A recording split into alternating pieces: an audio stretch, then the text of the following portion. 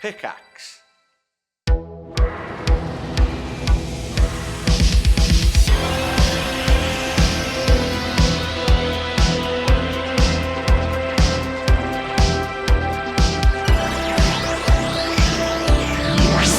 Hello and welcome back to the Review of Death, your fortnightly home for Doctor Who news and reviews. I am Matthew Toffolo. I'm joined as ever by Billy Garrett-John. Hello, Billy. Hello, Matt. How are you? All right? You're baking in a heat wave, I hear. Yes, at the time of recording, I am sweating my unmentionables off. It's warm. Nice. Yeah. He's a puddle of stuff.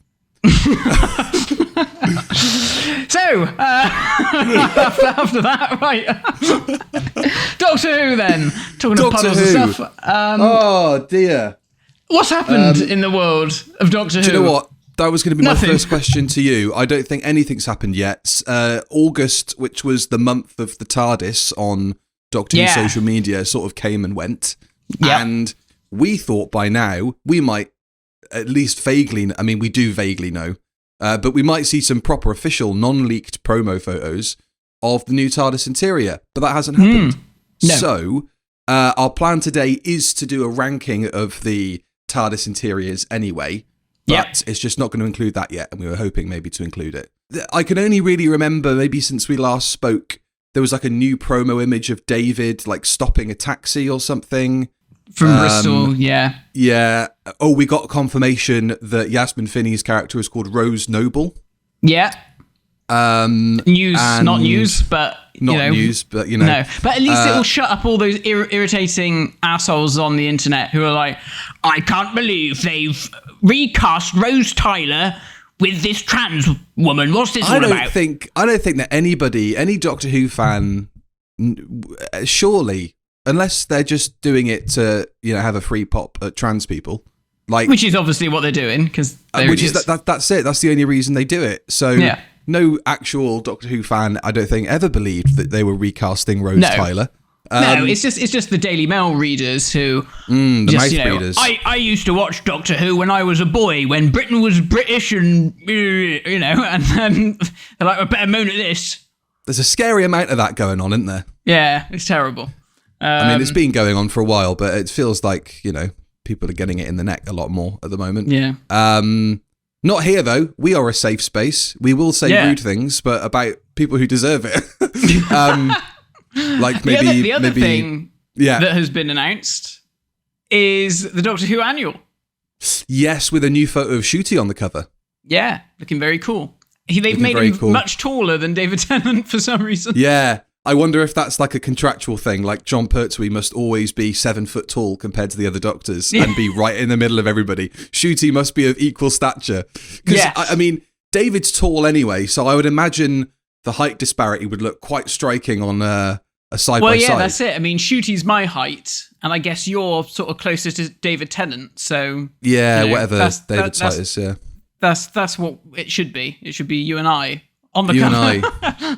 We should model for them, Matt. You could get away with Shooty, Everybody says it. Everyone I know says it. I grow the moustache occasionally. So. You do. I think you need to grow that moustache just in time for when we come round to review the 60th. Or like his debut story, you need to have the moustache in full bloom.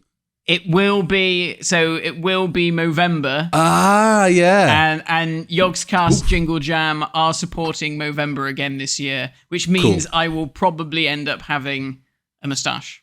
I'll join you then. I will Movember up for Rod. Yeah.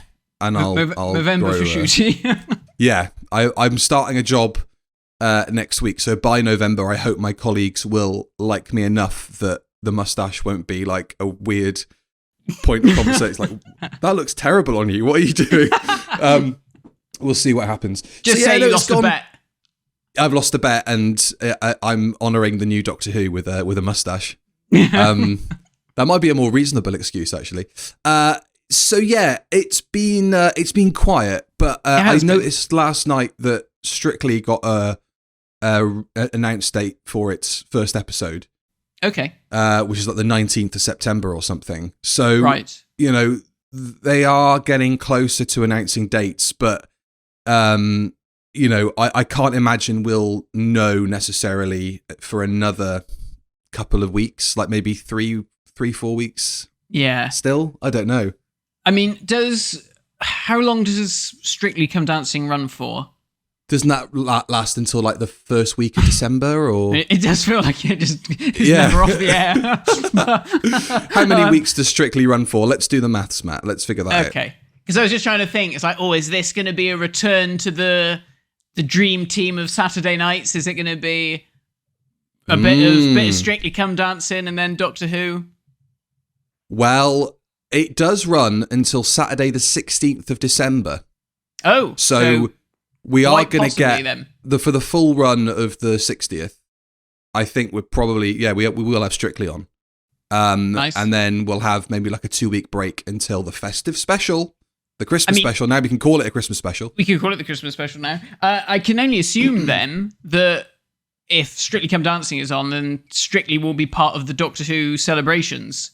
They'll be dancing to Doctor Who again. I know they've done it twice before.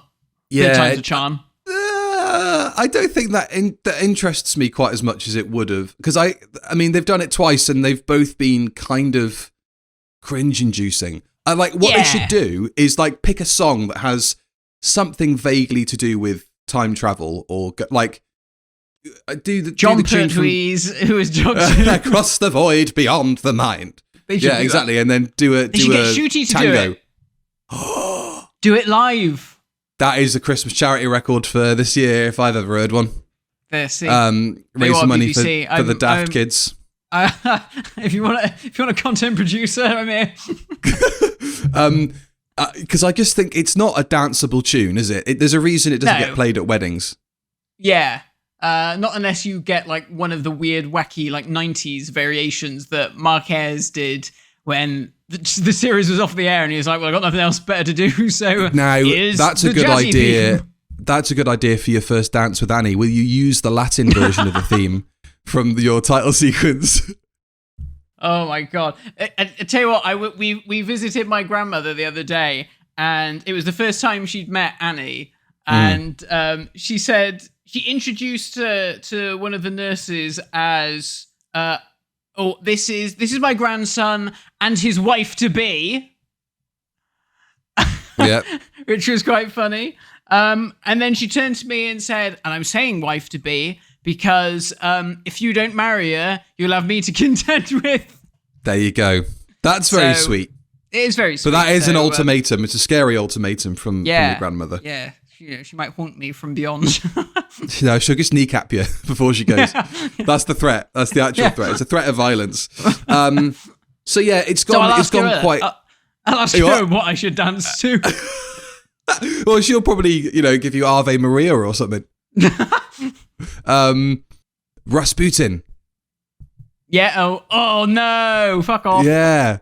I went on Spotify and it was I went on my most replayed songs. Yeah. Rasputin's number one. Yeah. Never. Yeah, it is. You bloody did something to that for that. I'm not. To happen. I swear to God. I'll get it up for you now. When are you listening to that song? When I walk to the shops, when I'm on the train. When I walk to the shops. I tell you what I started, actually. I'll see if I can share the link for this in time. I started a play. This is how little I've got up to. I started a playlist for all the songs that feature in Doctor Who Night. Oh, cool! Now that I can get on board with. So we've got obviously the orbital version of the Doctor Who theme. Yeah. I've got 2 tracks from Future Sound of London, which would be more, ideal in a rave. Yeah. If I play one that's randomly, Dalek, it might not. That's the shots of the Dalek. Yeah, and also the one of Tom skipping round a child's playground. Oh yeah, we were talking about that the other day. We were. There's this one. I don't know if you'll hear it. I hear nothing. Oh fuck. Okay. Wait, I was playing for the start because copyright. True. It's called Vlad the Impaler, and it's the tune that plays during the Ice Warriors segment for Carnival of Monsters. I used to love all that when I was a kid. That was so good because it was so many clips of stories that I hadn't seen yet. Yeah, exactly. Like really good music. These montages, and brilliant. Fenella Fielding to get as your voiceover for that, and then Peter Jones, the voice of the Hitchhiker's Guide, is the voice of the narrator for the actual documentary about Doctor Who. It's weird. Bonkers. We should definitely do that at some point, because that was what made me a fan, and you obviously love it as well. And yeah. It's such a great bit of media, but it's when you watch the documentary about the show, the creation of the show, it sort of goes. Tom Baker was the Doctor. It was the biggest show it obviously doesn't start like this, but it goes like Tom Baker, biggest show in the world, and you look at the runtime and you're like, there's 15 minutes left. So the first half an hour is like the creation of Doctor Who, and then the monsters and the girls and regeneration, and then goes to Tom, and then you're like, we're not going to really be able to cover all that much here, and it basically completely skips Davison's era. There's no mention of him. It just goes from Tom, then it shows Peter's regeneration into Colin. Colin talks for a bit, then I think then it cuts to the end of Survival. Right. As they walk off, Sylve's there with his sunglasses on in the middle of a recording studio like a fucking drug kingpin. And Mafioso Sylve. Yeah, and then the TV movie happens and the show doesn't come back, and now it's 4 years later and we're all sat here wondering why are we talking about Doctor Who? It's like I remember thinking about the TV movie. It is very much like they went to America and made a film. It wasn't successful. Oh well. No, that's it. So it would be interesting to go and revisit that, because it is it really is great. And you've obviously got the comedy sketches in between with Mark Gatiss and all that, and then the old David Williams card. Yeah. Oh, ouch! They didn't like that, did they? Rightly so. Rightly so. What a terrible thing to say. Yeah. But we'll do that at some point. That'll be fun. And I will share the link to that playlist on YouTube, on Twitter when I get the chance. On the old Twitters. The old Twitter sphere. Fuck off, X. X this. Right. So we are going to crack on with this chat about the Celestial Toymaker, because... Yeah, we're talking about that as well today. We're talking about that. I don't think. No, we are reviewing the Celestial Toymaker today. Pertinent maybe later this year to do with the 60th. Quite possibly going to see the return of this character. Did you have that in the back of your mind while you were watching this? Did you think he's going to be good for this part? I mean, I sort of did, because I was sort of thinking, oh yeah, if they do it, it's going to be incredibly different. And I think, honestly, if Neil Patrick Harris is the Celestial Toymaker, I think Russell will be going for every fan's idea of what the Celestial Toymaker is like, rather than how he really comes across in the episode, because he doesn't really do anything in the episode. There's a lot of grandstanding about how powerful he is and he can do all this stuff, but nothing really happens. So I think it's quite interesting to me watching this back, because I've only ever seen it in its entirety once. Obviously, as a loose cannon reconstruction, I don't have the tapes hoarded away in my cupboard or anything. But it really sort of dawned on me like how it's got quite a reputation, this story, and like a real fan reputation. Is like, oh, this is something quite special. And the Toymaker is a character that's so mysterious, and he's got all this mystique. It's like, it's just Alfred in a mandarin's gown. So, Alfred, did he play Alfred? He played Alfred in Batman, yeah. In the 80s one. Batman Returns. Is it him? Batman Forever and Batman and Robin. Oh, that's cool. I didn't know that. Yeah, interesting. Yeah. I think the reason he's got such stature among Doctor Who fans, and I think it's a certain vintage of Doctor Who fans, is that the right way to say it? Because I know the kind of fans you're talking about, and I know the kind of things that have been made and said about him by certain people. I just think he's probably got that weight to him because the story was missing for so long. Yeah. And, it's the earliest example of a Doctor Who story where they kind of go somewhere else. Rather than Edge of Destruction, which is all set inside the TARDIS, but is set kind of outside the universe or whatever. This one is the first time where they slip into a world that is kind of intangible and a bit more cerebral and a bit more psychological, and paves the way for places like the Land of Fiction to open up. when we get round to Pat Troughton. This is it, when we watched it, and he said, oh, this is like a prototype mind robber, but not as good.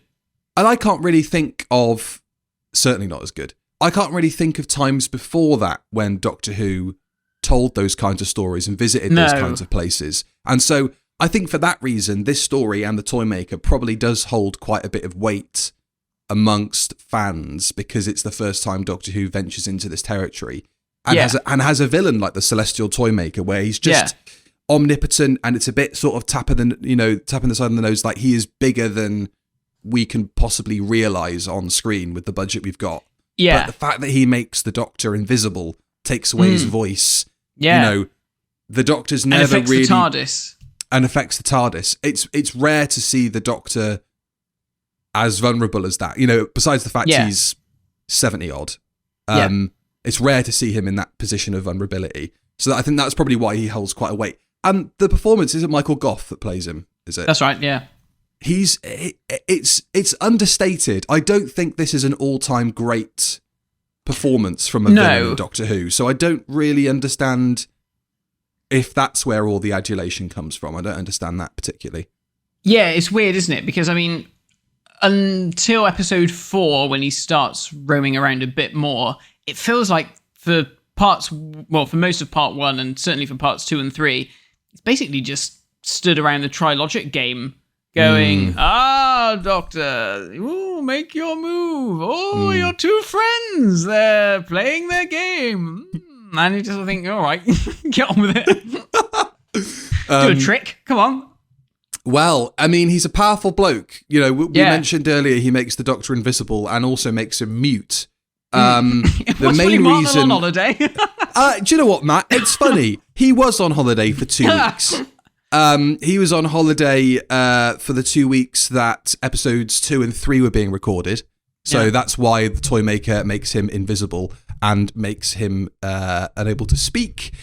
He's represented by a hand double called Albert Ward, who has got Hartnell's signet ring on and is moving the pieces of the Trilogic game. And they also coming to a B&M set near you. Well, you never know. We've done all the other William Hartnells. Here's the next one. Just a disembodied hand. It's the blister pack that's completely empty, and it's just the hand bit that's filled with the piece. You know, I don't know how many people know this, but apparently the intention was to change the Doctor's appearance during this state. So when the Toymaker makes him invisible, when he snaps his fingers in part 3 or part 4 or whatever, and the Doctor reappears, he would look completely different. And that was the sort of start of the thinking of regeneration. Yeah. It's a clever idea.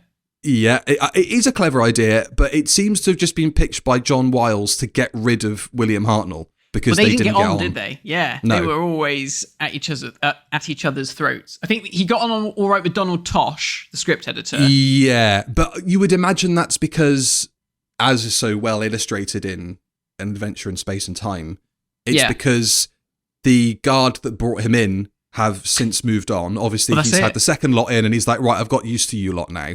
Yeah, and then another group come in. And, you know, it's different and he doesn't like it, and they're trying to do different things with the show. And you can actually see through the kind of the creation of the story how much the show is trying to shift in a different direction. Yeah. I'll get around to it in a bit, but there's a lot of confusion over who actually wrote this. And, this is, you know, about 3 different people wrote this story. 3 different people, yeah. And it's sort of got all those production things, all those issues you'd associate with like the production office in the 80s. Happening. Yeah. This is like the earliest, like, calamitous personalities clashing Doctor Who fuck up in production that they've had. Yeah. I mean, it's quite remarkable, really, that with everything that was going on, that it managed to carry on for another year, let alone for another, 50 odd years. I like what I do like about with the Toymaker. Just going back to him very briefly, I like this idea that the Doctor's met him before. And that they've had these previous adventures, or a previous adventure, and the Doctor's bested him. And then it's bookended nicely, going back to your earlier question of, was I thinking of the 60th? When they finally defeat the Toymaker and escape his realm, the Doctor sort of says, or Dodo might say something like, "Oh, will he come back? Is that it? Yeah. And he's like, "Oh, I'm sure we will." Obviously, the plan was to bring him back for season 23 in the Nightmare Fair. Have you read or listened to the Nightmare Fair? Do you know what? I haven't. No, I haven't listened to the Big Finish one or the other one. It's all right. Yeah, He's not much. It's not much of an improvement on him as a celestial being, to be honest. It's a bit crap. I think the fact that that line is very pertinent, isn't it? That because there is a line. We're bound to do this for the rest of eternity, or something like this. Yeah, it's some kind of a line that's kind of tune in next week when the Celestial Toymaker pops up again. He could have very easily been the Master and just kept popping up. Oh, he could have been. Yeah, as a recurring character, And at least then maybe we would have got somewhere with what he's actually about, because it's quite embryonic at this stage. You feel like there's a lot more to build on. But that's probably why, going back to the kind of the first point we were talking about, why he's got so much weight in the fandom, because he is conspicuous by his absence from that point on.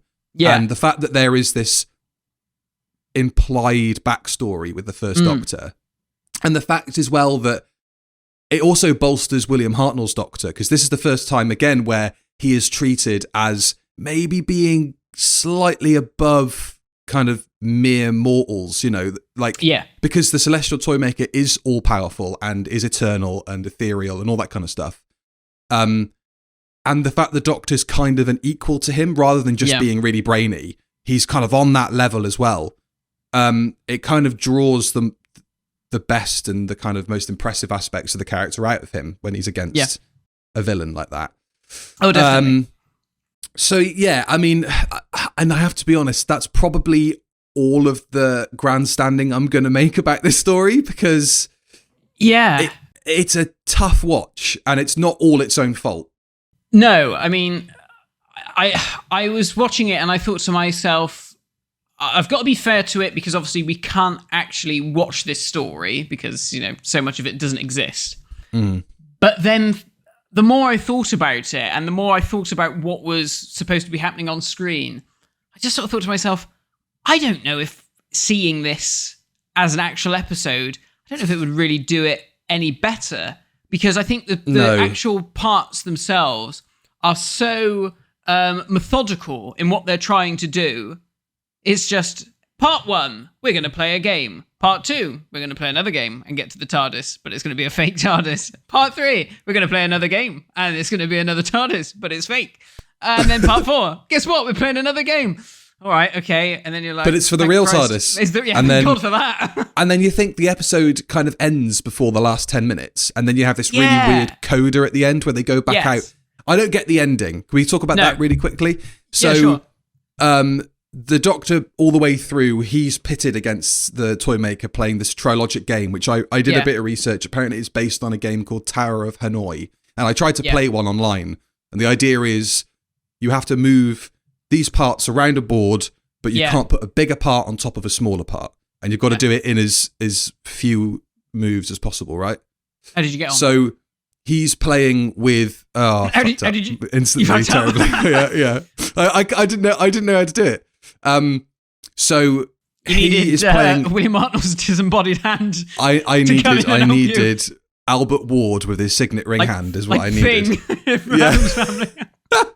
Take control of your mouse.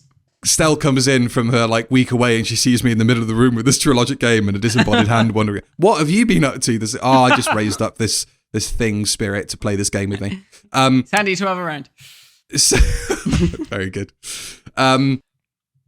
So he plays this trilogic game with the Celestial Toymaker, and then the Toymaker tells the Doctor, if we complete the game, this world will be destroyed with you in it, and then I'll go off and create another world.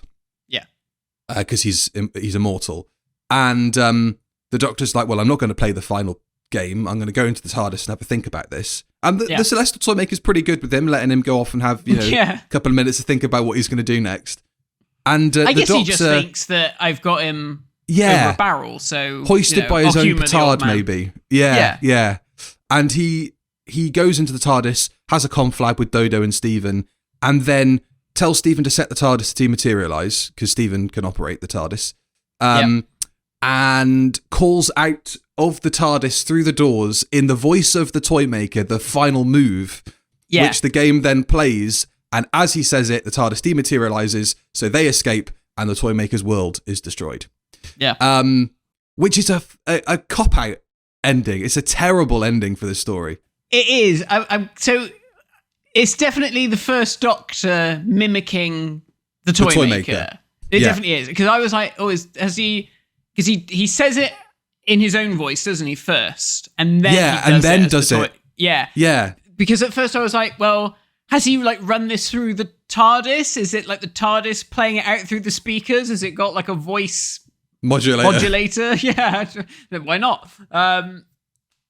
He's just got a really good impressionist, the first Doctor. He should go on tour. Yeah. Maybe he could do some ventriloquism as well. Who knows? Maybe he can play Patrick Troughton on Once and Future. On Big Finish. That might be better. So yeah, the ending's a bit of a cop-out. So that kind of... because the last part is the only part that survives. The final test, episode 4. And it felt like a final test having to get through this. Man. Oh, Jesus, I tell you. I mean, the reconstruction of the story, like I said, it doesn't help because not only is it a reconstruction, and that's not the most ideal way to watch this story, obviously, as great as Loose Cannon are. The problem is that this story has no telesnaps that exist for it. Yeah. So they are just using production stills. And oddly, there are a lot of production stills, some in colour, that exist for lovely the story. Colour pictures for this story. Yeah.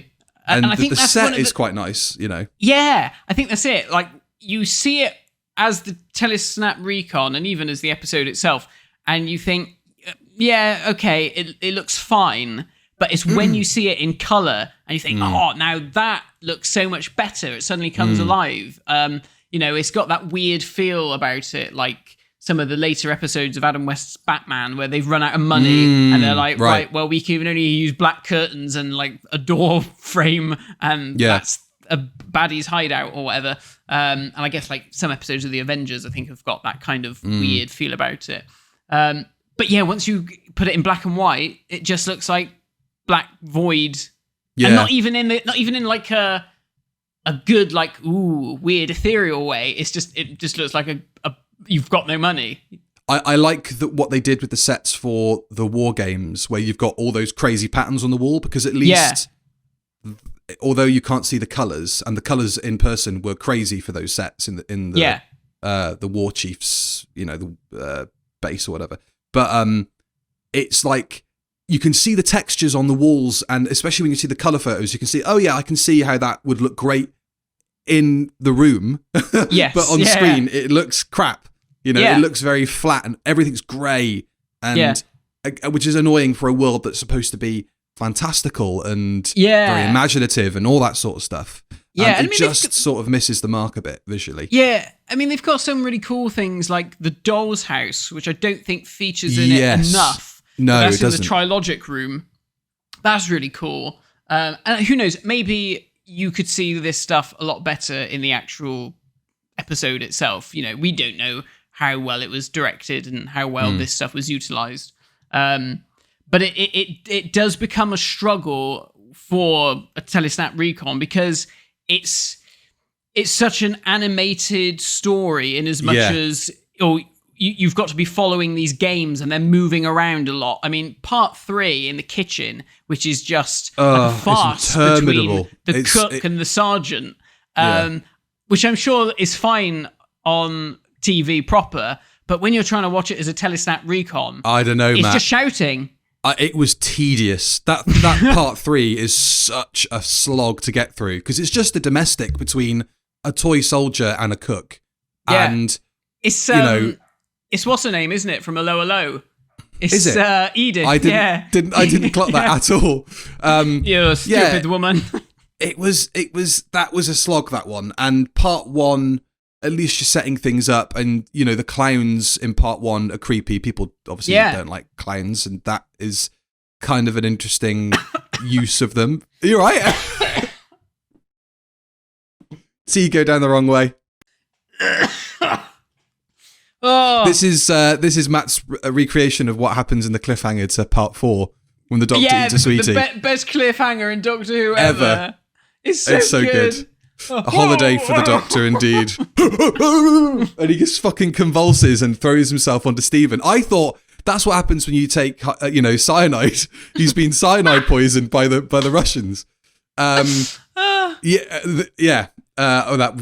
nearly went really dark. Let's avoid that. So you get John Levine on the scene, give you a tour. Oh my God. Sergeant Benson on location, reporting for units. That is a Patreon commentary if I've ever heard one. Oh God, if someone can unearth that for us. Send it our way. Jesus. As you say, it's very visual. And, you've got all these games being played, and you've got the Doctor playing the Trilogic game, which is a very visual thing, obviously. And they do a good job with the 3D animation of the Trilogic game in the Loose Cannon Recon. And there's some nice bits that they do, for example, in part 1 with the kind of swinging and stepping onto the podiums for that first Snakes and Ladders game. I think you've got a better version of this Recon because mine is a very old one. The sound is terrible. Oh, really? There is no CGI. Where did you watch it? Is it a website that begins with D and ends in N? No. Oh. This was from an old torrent. Do people still use torrents anymore? I watched it on a website that begins with D and ends in N. And they had like a CG hand moving the pieces of the Trilogic game around the board. They just reused the footage from part 4 of Hartnell's hand moving about. That must have been a slog. I mean, the whole thing was a slog. But that's interesting. I wish I'd have seen this newer one now. It's okay. It's still difficult, but I think it would have been a better watch than the one that you did. Because literally when that whole thing is Stephen swinging across the platforms, it is literally just a still of Peter Purvis with his tummy out, just like that. I was thinking, blindfold off. Obviously horizontal stripes are helping a lot with that outfit, but his trousers are too tight. Yeah, I like in part 4 where you could actually see them moving around and stuff. I'm surprised he's able to get his dialogue out with the amount he's holding his stomach in. Yeah, bless him. But I was going to say, as you say, it's very, very visual. I think this needs to be fast-tracked as an animation because, firstly, if the Toymaker comes back later this year, you've got a character you can put on the box and people will recognise the name of. And it's a Hartnell, and we don't have an awful lot of Hartnells. And, or at least recently haven't had a lot of Hartnell reconstructions. And also, it's there. There's a story there that you could bring to life a bit more with the sort of expansive sets that they tend to do now for stuff like Fury from the Deep or the Macra Terror, where the world just becomes that little bit more. It's not a set that somebody who's 6 foot would brush their head across the ceiling. It's like a big foundry or a big whatever, and you could do a lot with that with the sort of visuals and the characters and the sets. There's a lot that could be done here, and I think that the story suffers because you can't see it, but at the same time there's not an awful lot there either. It's implied that there's a lot there with Toymaker and whatnot, but there's not a lot to grab onto.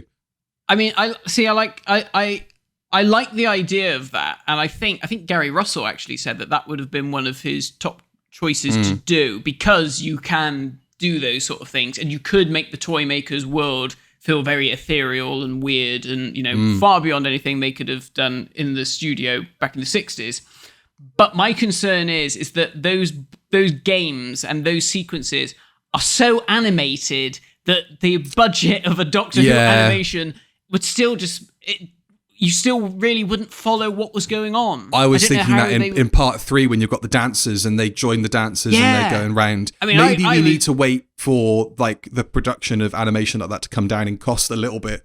Maybe they can make it one of the last ones they do. Maybe that's the only way they'll be able to do it on a decent budget. Unless they do it like Terry Nation's dancers, where their skirts are right down to the floor, so you don't see their legs, and then they're just sliding around. Or they could employ that Australian company to do the Web of Fear 3D animation for that. That might work. That might actually add to the creepiness of it, you know? Yes, because they move like marionettes anyway. So yeah, there you go. Perfect. We've sussed it. We mentioned a little bit earlier that there was a issue with the writing for this story. So this might help, you know, kind of contextualize what may have gone wrong here.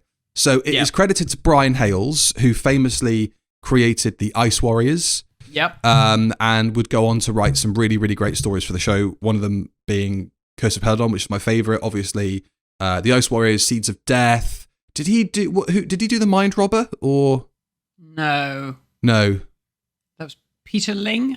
Was that? Or is that sounds like a pseudonym? It does sound like a pseudonym, doesn't it? I don't know. Well, he's credited for this one, and he didn't actually write what we see on screen, so no, he wasn't available for rewrites. Apparently, he was writing it, and he was writing it as a very, I think, quite like a psychological, weird sort of exploration of the mind, and I think he said that it was frightening himself writing it, so he was like, well, nah. I want to see that. Because what happens is he sends the script in to the production office. Donald Tosh is the outgoing producer. The outgoing script editor. And he basically rewrites the story in as much as a script editor would. Yeah. But then to such an extent that he says to, knowing he's not going to be on the show anymore, and that means he can have a credit on it, because as a script editor, you can't have your credit as a writer on the show. He says to Brian Hales, can I have the credit for this? Because I've basically rewritten it. But I'll say, based on a story by. And Brian Hales say, yeah, that's not a problem, because he's been paid, I guess. Tosh then leaves the show. He goes on holiday, doesn't he? Oh, I thought he left the program by that point, because Jerry Davis comes in as the new script editor. Maybe he has by that point, yeah. And it's a bit like that hangover you have with Barry Letts and Terrence Dicks getting all the scripts ready for season 12, and then Hinchcliffe and Holmes come in. But Jerry Davis basically rewrites the script again. Yeah. And because he can't have his credit on it, and Donald Tosh has looked at the new version of the script and said, you're not putting my fucking name on that. Yeah. It defaults back to Brian Hales. So this story bears pretty much zero resemblance to what Brian Hales originally sent in. Yeah. So it's and there's loads of production issues going on in this. You know, obviously Hartnell's away. Hartnell's having problems with the production and the crew anyway. All in all, it just sort of breaks apart a bit. Yeah, and I think this one didn't have any money either, did it? Because I think after it's one of the last master ones. Plan, obviously blew the budget because it was huge. But I think going back to the idea of having Hartnell change actor, wasn't it the BBC that stepped in, like head honchos? Yeah, it was. I think it was the head of serials came in. I've got his name here somewhere. Gerald Savory comes in, right? Or Savory, and he says, "No, you're not doing that." So the BBC actually, Floor 6 had to intervene and say this regeneration thing isn't going to happen. Yeah. Until they realised that Hartnell then couldn't do the job, and they were like, "Oh no." Yes, yeah. Until he had a Mitch McConnell on set. Yeah, he had he upset his dresser or something at one point, didn't he? And there was a big walkout during the. There was a walkout. Master Plan. He upset a dresser, and lots of comments being shot around the studio floor that actors didn't take too kindly to. Hartnell for some reason. Why you would do this if you weren't anti-Semitic, I don't know, but he was checking who was Jewish on the cast and all that sort of stuff. And speaking of, if you didn't know, there is a massive N-bomb in this story. Yes. Now, I've obviously listened to this story. I've watched this story, like I said at the start, twice in its entirety. And both times, I've always missed it because the audio quality is so bad. And then I got to the end of part 3 and I was like, well, I've missed it, surely. Where was it? So I found a transcript and I found where it was. And I went back and I was like, oh, there it is. So you could miss it. Yeah. But but the thing is, it's mumbled. But then when you go back and listen to it, it's mumbled, but with a hard G. Yeah, that is the word. Of all the words in that rhyme, you could have softened. Subbed out. That was the one. It's like that clip of Jeremy Clarkson where he says it, kind of doesn't say it. When, you know, when he was doing of the Cars years ago. Yeah. But this is a lot more pronounced. Yeah. And, this place is full of Arabs is obviously the line that gets brought up a lot around the Hartnell era, which obviously is awful. The first time I heard that, I was just like, what the hell? What is going on? Yeah. It's unbelievable. But then, it's like, I'm not excusing it in the slightest, but it's like, it's 1966. This is a different world. And it's such a reminder, like, this is a different world. When you hear something like that broadcast, even the fact that it's, 5:30 on a Saturday night, and you're hearing that word, regardless of the fact it's in Doctor Who, it's crazy, but it does suck you out of the story and make that's obviously going to get cut for the of course the animation. And I think, in fact, on the audiobook narrations, Peter Purvis just talks over that bit, doesn't he? Yeah. Obviously, the other issue that comes up a lot is with the Toymaker himself and his attire, because he's wearing like a Chinese Mandarin's costume, which was reused from Marco Polo. Was it really? Yes, Mark Eden's outfit from Marco Polo. Excellent. I mean, I don't necessarily. I think it's not like it's a Talons of Weng Chiang situation, because the Toymaker, Michael Gough isn't playing him as a Chinese person, and they've not made him up to be Chinese. He just happens to be wearing the attire because I think it was just. It was appropriated by magicians, I think, like during the Victorian era. Yeah, it was a very vaudeville thing that you would wear, because it was all, and I think because it's celestial as well, this idea of the other. So I think there's all this kind of thing. So it's iffy, but I don't think it's necessarily quite as bad as, what we've just been talking about. Obviously not. Obviously, latterly, Talons of Weng Chiang. I think I never put the connection together, actually, that is, until I read that it was a costume from Marco Polo, that there is supposed to be some sort of influence there. I hadn't registered that at all. I did read somewhere that Celestial apparently referred to kind of Asian people or people from I think kind of the East or the Far East. And but obviously, that isn't the same phrasing we would use or the same meaning now. Well, no, that's it. It's lost, which is isn't interesting. It? It's lost on us. Yeah. Yeah. So celestial, as far as we're aware, means out in space, as you said, or sort of out there.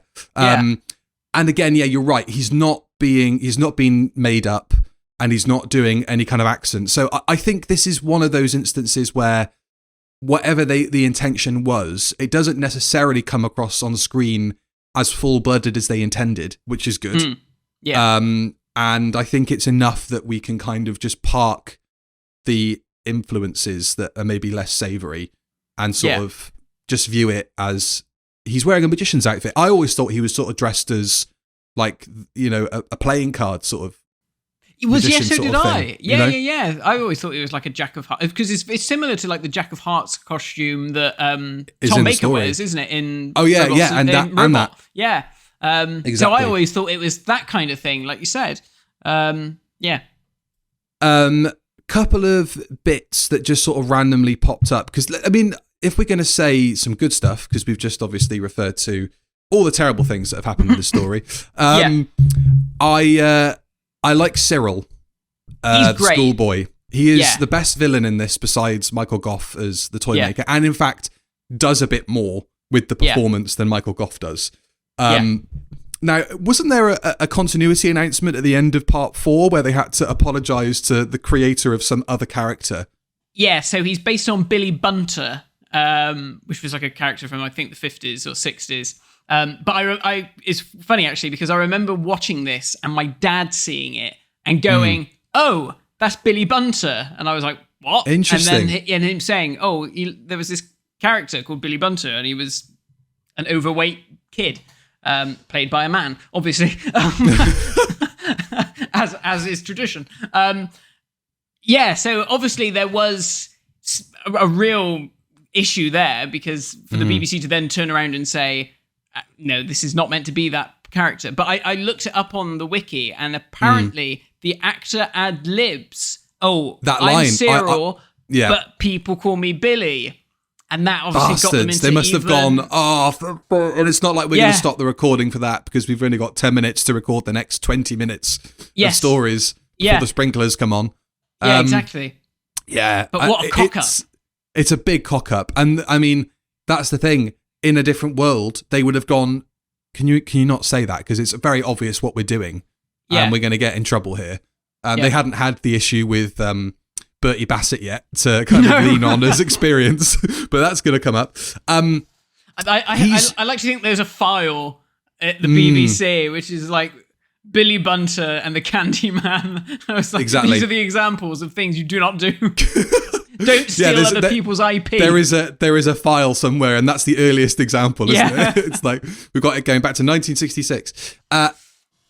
I think this story would have been made a lot more interesting if Cyril had been introduced in part 1 and would pop up throughout the story intermittently, because those schoolboy tricks that he does with like the buzzer and all that sort of stuff. Yeah. That could be that's almost like a Bond villain kind of quirk, like all these schoolboy pranks, but actually they're all deadly. Yeah. Because the only thing he really does after that is cheat at the hopscotch game, TARDIS hopscotch. Yeah. But his death... Dodo, she's dopey cow, isn't she? We'll talk about Stephen and Dodo in a minute, because there's not an awful lot to say, but that's pretty bad. Even though they're carrying the story. They're basically carrying the story because Hartnell's in Ibiza, living it up large. But Cyril's death is great. I love, good, isn't it? You know, his kind of excitement. He's won, and then he trips and falls, gets electrocuted by the floor, and then the shot of his burnt corpse is like, fuck. You know, it's that sort of thing where you go, there's nothing left of his face anymore. You know, it's just like a potato, a baked potato. And it's like, oh my God, it's so grim. I mean, for all we know, maybe the rest of the story is as visceral as that, but we just can't see it. Because, you know, there's all that stuff with the chairs, isn't there? And like the dummies being chopped in half and crushed. And getting like flung off into the wall and electrocuted, Yeah.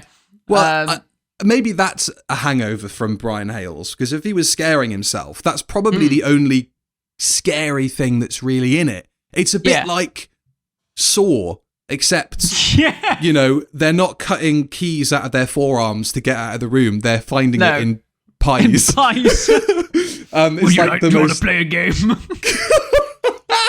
There's a key in this pie. Dig it out. I'd watch that. Sit on one of these chairs.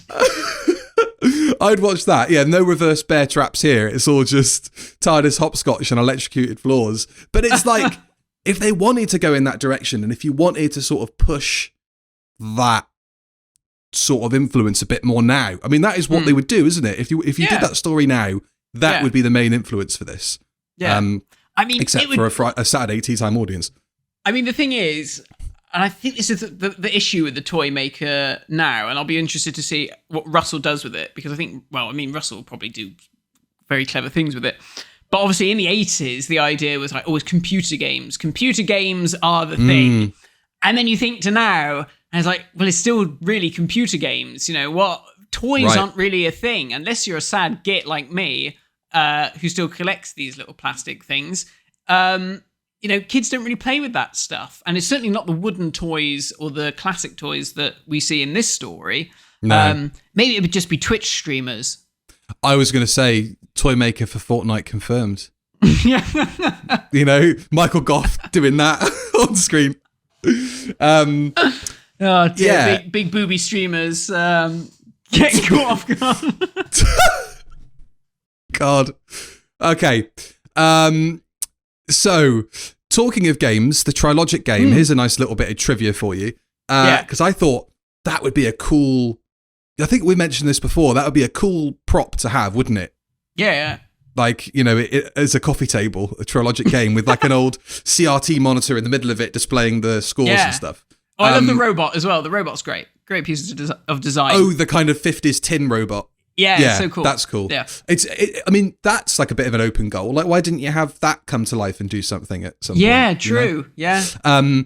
So had a fucking telly in his chest. It's a Teletubby. He's a Teletubby. It's exactly what he is. That's somebody do an edit of what was it? Review of Death out of context, or Review of Death animated. Do it panning up to the sky, but instead it's Michael Gough's face staring down as the sun.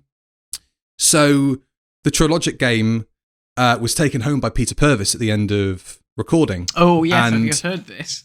He kept it for a couple of however long. I think it says years in the thing that I read. But once he left Doctor Who, he really struggled to get work and considered the Trilogic game to be like a bad omen. Bad omen. And so he junked it, and the next bad day, voodoo. According to him, bad juju. The next day, according to him, he got a job on Z-Cars. He got offered a part on Z-Cars. Wow. I thought you were going to say he got offered the job on Blue Peter then. Well, I mean, that followed very soon after, because we're talking... When did he joins Blue Peter? Sort of late 60s, early 70s? I think so, yeah. It's like, or around 1970, sort of one way either side. So that's kind of a bit weird. Maybe there was some Toymaker juju coming out of that thing. I hope he sold it, or did he just chuck it in the bin? I think he junked it. Oh, silly sod. He could have got thousands for that now. True. If somebody wants to build either one of us a Trilogic game to have... I know exactly where in the house I'd put it as well. right by the front door. So you have to step round it. You have to play me at this Trilogic game if you want to leave. Otherwise, I'll burn the place down. Become the Toymaker. Oh my god. Right. It's so early. I got my alarm didn't go off right, and I'm still sort of half sleepy. So apologies if anything I say is wrong. Oh no, or out of order. It's fine. I know we're going to talk about Stephen and Dodo. Yes. Stephen gets to watch all of his missing episodes on TV at the start, doesn't he? That's like the first example of that happening in the show, surely. I think it probably is, actually, isn't it? I don't think we ever get like any clips from earlier stories shown. No. We see clips. There's a lot of firsts in this.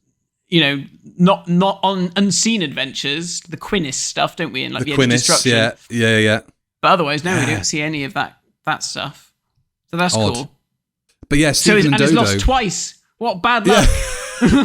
He didn't even have the benefit of going, that's the only existing example of seeing visuals from that story. He's in the Teletubby robot's stomach. On a CRT monitor, through a camera.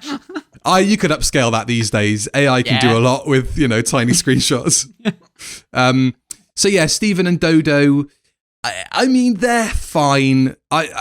They don't do a lot for me. I think they're probably one of my least favourite TARDIS teams. Just not for anything that they're doing necessarily, but there's not an awful lot going on.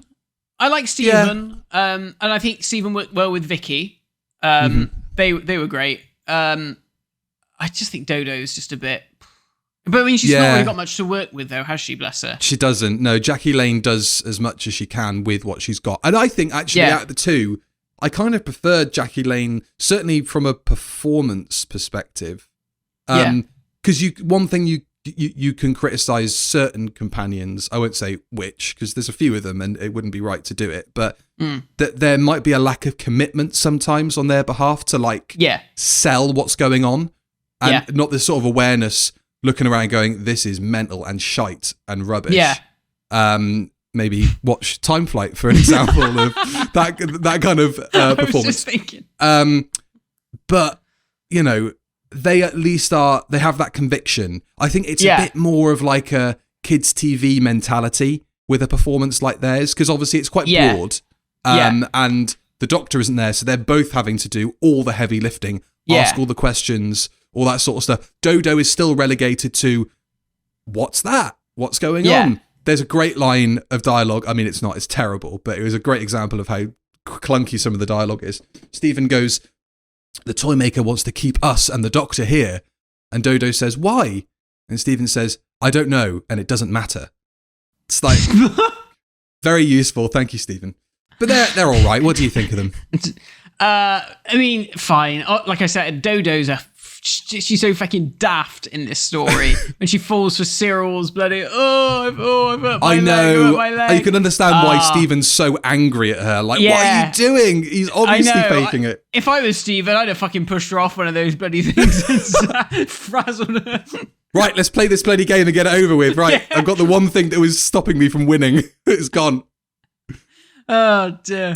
Yeah, I mean, yeah. And I think she obviously plays it a lot younger. I mean, I don't know how old Jackie Lane was at the time. Oh, I mean, yeah. I mean, she's she's sort of late 20s, isn't or she? something. Yeah, so she's playing it like she's 15. And I think she does a good job, she's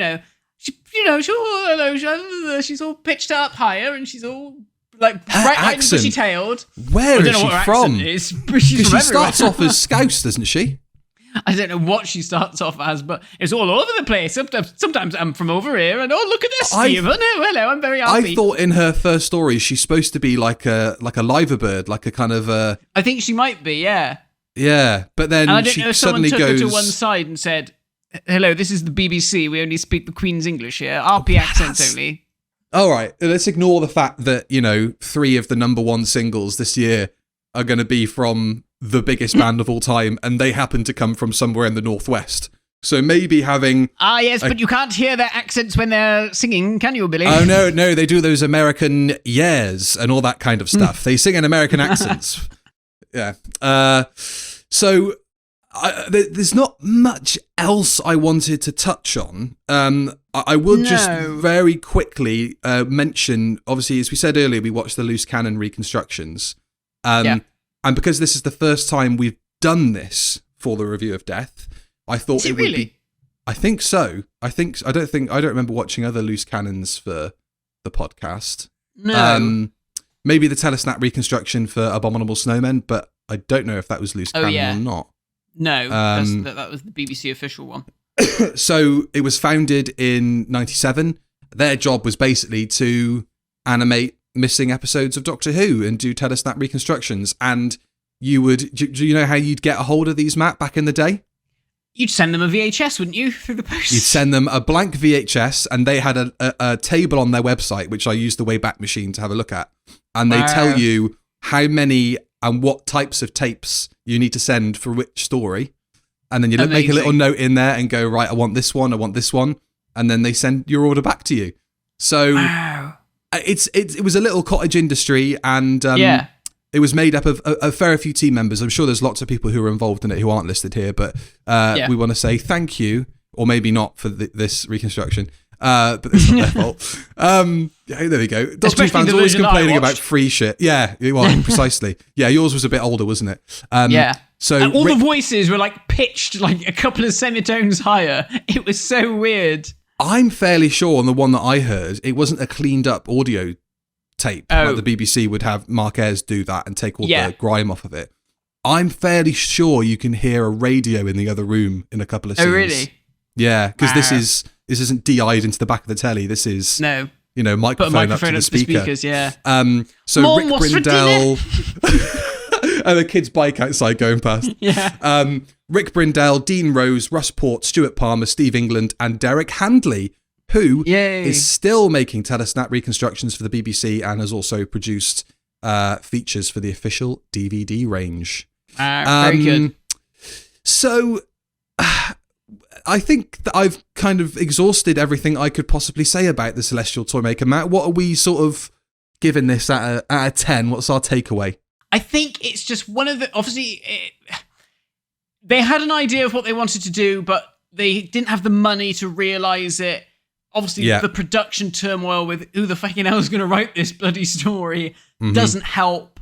And then when your lead actor, who really, is set up this story as like a battle of wills between the Doctor and the Toymaker. Yeah. And Hartnell, even there, he's buggered off. Yeah, he's in fucking Totnes with his wife or whatever. Hastings, yeah, so it's not one of my favourites, I have to say. It might go up in my estimations if it ever turned up again or an animation came out that was quite good. If it was discovered, besides the novelty of having it, I think we'd say exactly the same thing about the production. Yeah. So I think what this needs is a wider scope, designed, tarted up animation. It does. Yeah, with little, things womping around in the foreground that weren't there before. I think it needs an animation to actually make the best out of it, because it's just unlike with the Land of Fiction, which was obviously a story that was really up against production issues and all that sort of stuff. I think that this just can't meet the expectations of the script, and also what possibilities there are for kind of the storytelling and the visuals. So I think it needs a reconstruction sort of post haste. Yeah, fair enough. I think that's very fair. And well, we'll just wait and see if Neil Patrick Harris is indeed playing the Celestial Toymaker. Because I think, if the idea is that the Toymaker has gotten the 13th Doctor and transformed them into a version of themselves from their past and, broken the rules of reality so that Donna's brain doesn't blow up when she sees David Tennant and all this kind of stuff. That is the sort of, reality bending mad shit that we wanted to see in a story like this to really accentuate how powerful this character is. So I imagine that's what it's going to be. But who knows? We'll find out in a few months' time, hopefully. We can only hope. Yeah. Right then. Talking of TARDISes and the 60th anniversary and all that sort of stuff, let's talk about our favourite console rooms. Now, you did this video with Johnny I did. A couple of years ago. I got it recommended in my YouTube feed yesterday. Right. I thought that's very pertinent. Yeah. And I didn't watch it, but I do remember it basically going something like, now let me see if I can figure out what Johnny said. Probably all the classic series TARDISes are A, and all the new ones are D. Is that roughly? Well, we did it differently. We just did it top to bottom, but I think that's probably about right. I would guess. Yeah. Yeah. I can't remember what I said, so my opinions may have changed over time, but we'll soon find out. So let's see. Okay, let's talk console rooms or control rooms. What do you prefer? Console rooms. Well, I mean, technically it was control room, wasn't it, back in the day? That is the it's the 80s. Your face when you said that. I mean, technically speaking. Actually, I think you'll find that Nathan Turner in the 80s got it wrong. Kind of like how the central column is not the time rotor. The time rotor, as you can tell, we've both been to Gallifrey 1, and that's what you all sound like. That's what they all sound like. Yanks. Right. So, actually, no, Gallifrey 1 is basically all British people, isn't it? Is that not what people were saying online the other day? They would just fly over there. Just the people who work at the hotel. Oh my God, all these limeys. Why are they coming here about this blue box show? I don't think anybody's been referred to as a limey for about 40 years, haven't they? Yeah, they have now. Right. So, we have got S, A, B, C, D for audio listeners. We will keep you updated as to where things are. But maybe, having listened to the Celestial Toymaker half, maybe you want to go onto YouTube and watch the visual version of this one just to get the most out of it. How are we going to do this? Are we going to go in chronological order, or should we just go in order? Let's go in the order of the images. So the first one that we've got here, and I'm glad it's a decent spread of variations on the console room as well, which is cool. One of them is not canon. Yeah, I think we should ignore that one. Because I specifically mentioned on Twitter when I said, what's your favourite and least favourite console room? I was like, don't mention that fucking floaty TARDIS one from Doctor Who Night. And about 12 people mentioned that one. So nobody reads anything on Twitter, obviously. No. So we start off with the console room. I'm sure. Well, I would be if I created something that looked as cool as that, but we're not touching on it. We start off with the console room from Pyramids of Mars. Yeah. Where does that go then in your ranking? It's I like the recessed wall with the blue. I love that. The recessed door thing. I think that's really neat. It's probably better, I would say, than the console rooms we get later in Tom's run towards the sort of, season 16, season 17 sort of era. So I would I'd put it in B. That is exactly where I would put it, because I think it's a good all-round console room. It's got, aspects of the original, but they've zhuzhed it up. I love the blue, like you said. I think the time rotor itself looks quite nice. Mm-hmm. It's a shame, really, that it's only used in 2 stories, but... True. Yeah. Is Planet of Evil the other one? Yeah. Right. Yeah. And I like it's got yeah. all those, like, over-the-top, over-the-head, like, switches and buttons at the back. It's like around the edge of the wall, like some That's sort of a really nice touch. aeroplane. I just turned the air conditioning on over here. This is the period in Doctor Who where the console room basically changes every 2 or 3 stories anyway. Yeah. We'll get into it with some of the Pertwee ones especially, but that is something that happens a lot during that tenure. And the Troughton ones as well. I mean, the only benefit of the Troughton ones is that we can't watch them, so we don't see quite how much it changes. You can forgive that one a bit in variation because it's just like, okay, we'll have a wall and the console for one story. Yeah. We'll have a corner and a console for one story. Yeah. Like, does the fault locator turn up in any Hartnell stories? In any Troughtons, you mean? Oh, sorry, in any Tritons, yeah. I think it might appear in one. One that we can't see. It's definitely in Tomb of the Cybermen, but that is all shot at Ealing, I think. Yeah, so they've got a bigger studio for it. Yeah. And they add the good echo. It looks amazing. It looks so good on film. That is a lovely sequence, that. Yeah, it looks so much better. I mean, everything looks better on film. Everything looks better on film. Yeah. Okay, so next up is the secondary console room, which, if I'm not mistaken, was the second most hated of the Twitter replies that we got. Wow. Really? Hated? Gosh. I'm surprised because this is a difficult one for me because I love the room and I love the wooden walls. I love the stained glass roundels are beautiful. And I mean, I love all like the brass rails and all that kind of stuff. It looks great. My only issue is with the console. Now, I like the idea of it as this little desk thing, and I would pay good money to have one in my house because it would be friggin' amazing. Because this has basically been the episode of us pitching, can you build us props for free and give them to us? I'll have a Trologic game and Matt can have the secondary console. Yeah, because it's practical, but it's also, a Doctor Who thing. What if you had like half of one and had it against the wall and then you could use it as like a dresser? It's like and then you could I mean, give me the full thing. I want the whole thing. I'm just trying to think of the ergonomics of living in a house with a TARDIS console in the middle of the room. Oh, it'd be good though, wouldn't it? That would be your coffee table. Stepping around it when you're trying to get to the oven. I don't know. Yeah. I don't know. But although I think it's great, it's not very console-y. I think if you could put Paul McGann's TARDIS console in that room, maybe not with all the girders because it's too big, but just, the wooden console with the time rotor. Oh, shit, I said the wrong thing. Column. Oops. With it, I think it'd be beautiful. I think it'd be great. So I would put it personally maybe in B. Okay. Can we do the thing where we rank them in their individual tiers? So if you can put it above or below, So the furthest towards the far right of the tier that you put it. Oh, I see. Yeah, that's the furthest down. Yeah.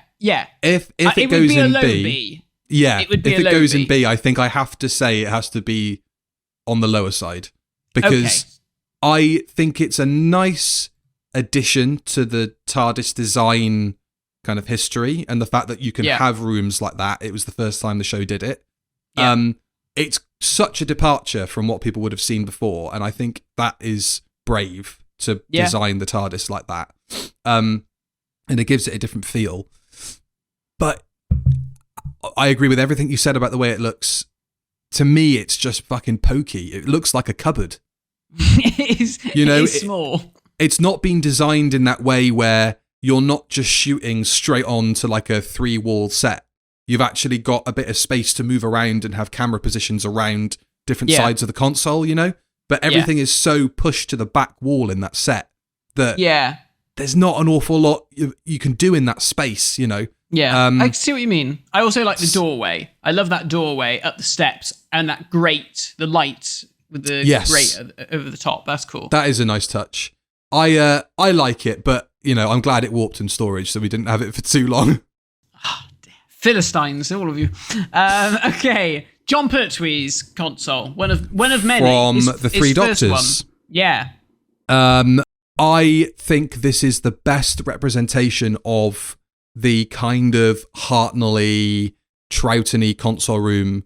I think this is like its final form. It's perfect like this. Because you've got the little fault locator section. You've got it's a nice space. It's roomy enough that you can get all these actors in.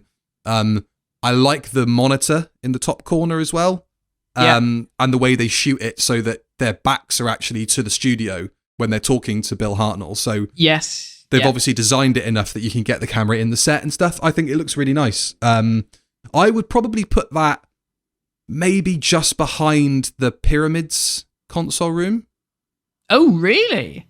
I don't know. I think really, if you're going to rank that type of console room as highly as I think it will come later on, I think it's the Unearthly Child one needs to be up there. But this is a nice approximation of it, Yeah, I mean, this is definitely A tier for me because I think it's that original design, 70s-ified without going too far away.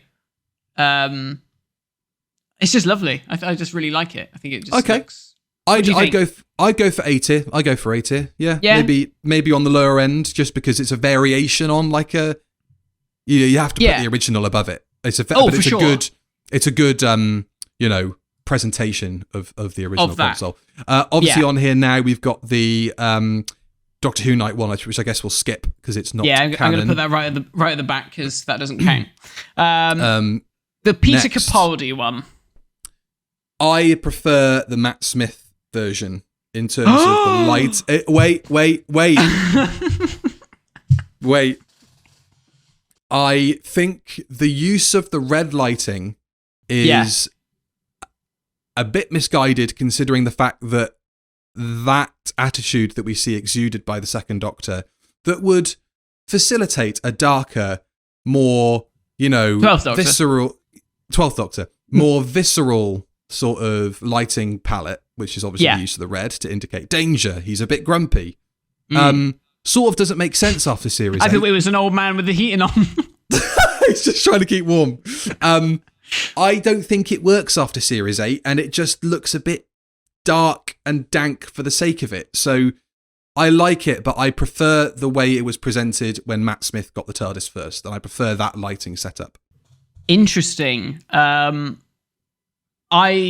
prefer the orange because I think it's a warmer color and it's a more inviting color. Mm-hmm. I think the green of the Matt Smith one, or that sort of teal, obviously is kind of similar to the Tennant Eccleston one, but I think the problem it's more bluey, isn't it? It's more bluey, but I think the issue with the Matt Smith one is the walls are so bare. The Capaldi one, you've got all those bookcases that have been added and the blackboards and the paintings, and it starts to feel like the old console rooms, that mixture of homely but alien, But the thing is, you say that, but when you look at the old consoles, all you get in them is a hat stand, maybe a chair.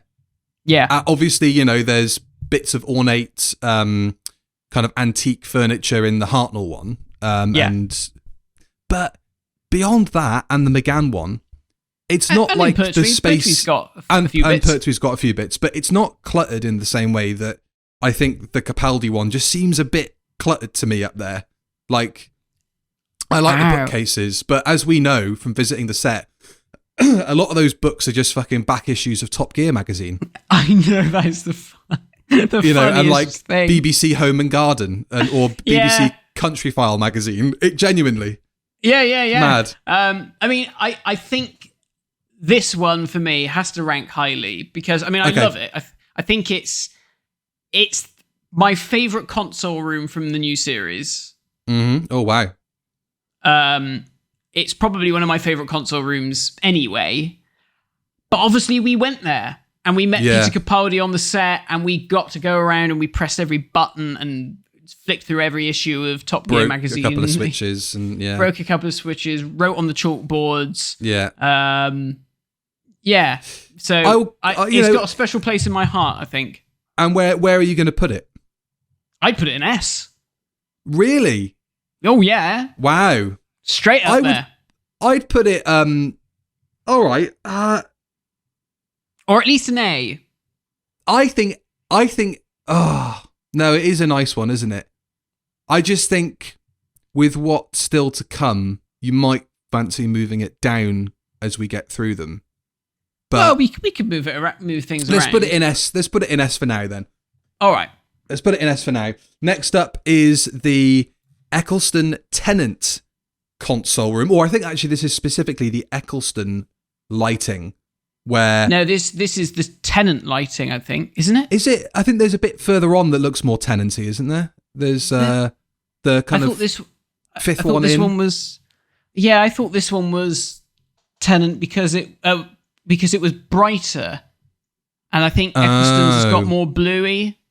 Oh, okay. I don't know. No, you're probably right. It's weird that they got them on there twice because it is just the same fucking room. Well, I think it's actually on there 3 times. But yeah, it is. It's on there for Day of the Doctor, the Doctor Who Experience one. Yeah, the Doctor Who Experience one.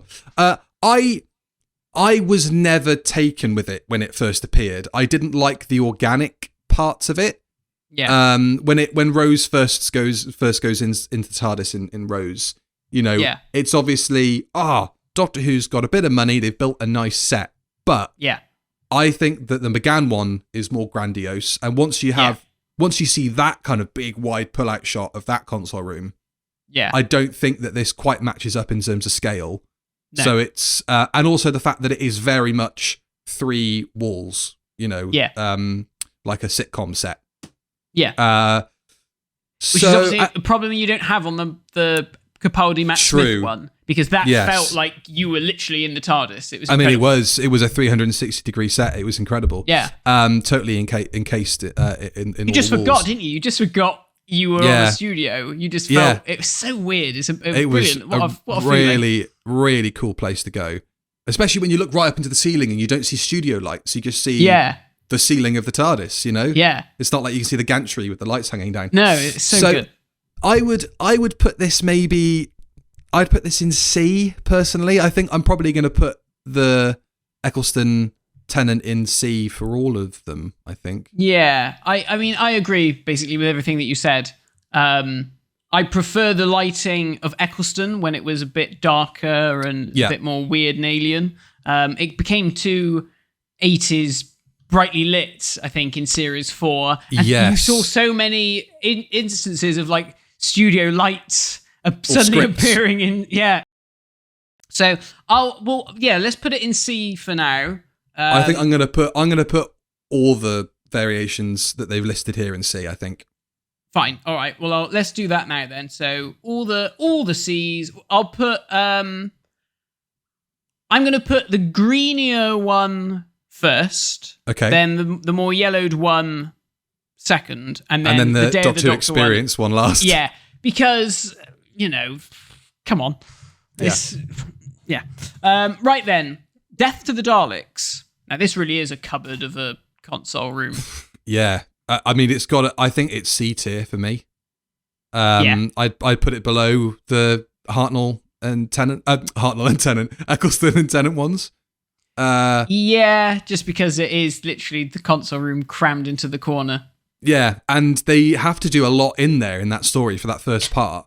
Yeah, and it's a shame, really. They haven't really allocated enough space for it, I guess, because the Exelon exteriors take up the majority of the studio. So this is just the corner of the TARDIS. Yeah, and I mean, and it's all imagine those scenes in the previous one that we've ranked, the previous John Pertwee TARDIS we've ranked. It would look lovely. But alas, they didn't do that. So I agree. I'll put it in C. This is far more in depth than the one that Jonathan and I did. We just did like a very rough, like, okay, this is his console room. This is his console room. This is what people are here for. we're not here for bloody specifics. This is the one from episode 2 of The Wheel in Space or whatever. To be honest, I have to be honest. I was like, I just want to boil it down to a console room for each Doctor. But when I saw the list, I thought, actually, there's quite a lot to talk about here, isn't there? Yeah. So the next one is the original, you might say, from An Unearthly Child. And I think, as a bit of design excellence from the 60s, I think it has to go in S tier, doesn't it? Yeah, definitely. I mean, there's just no competition. I've put it above Peter Capaldi.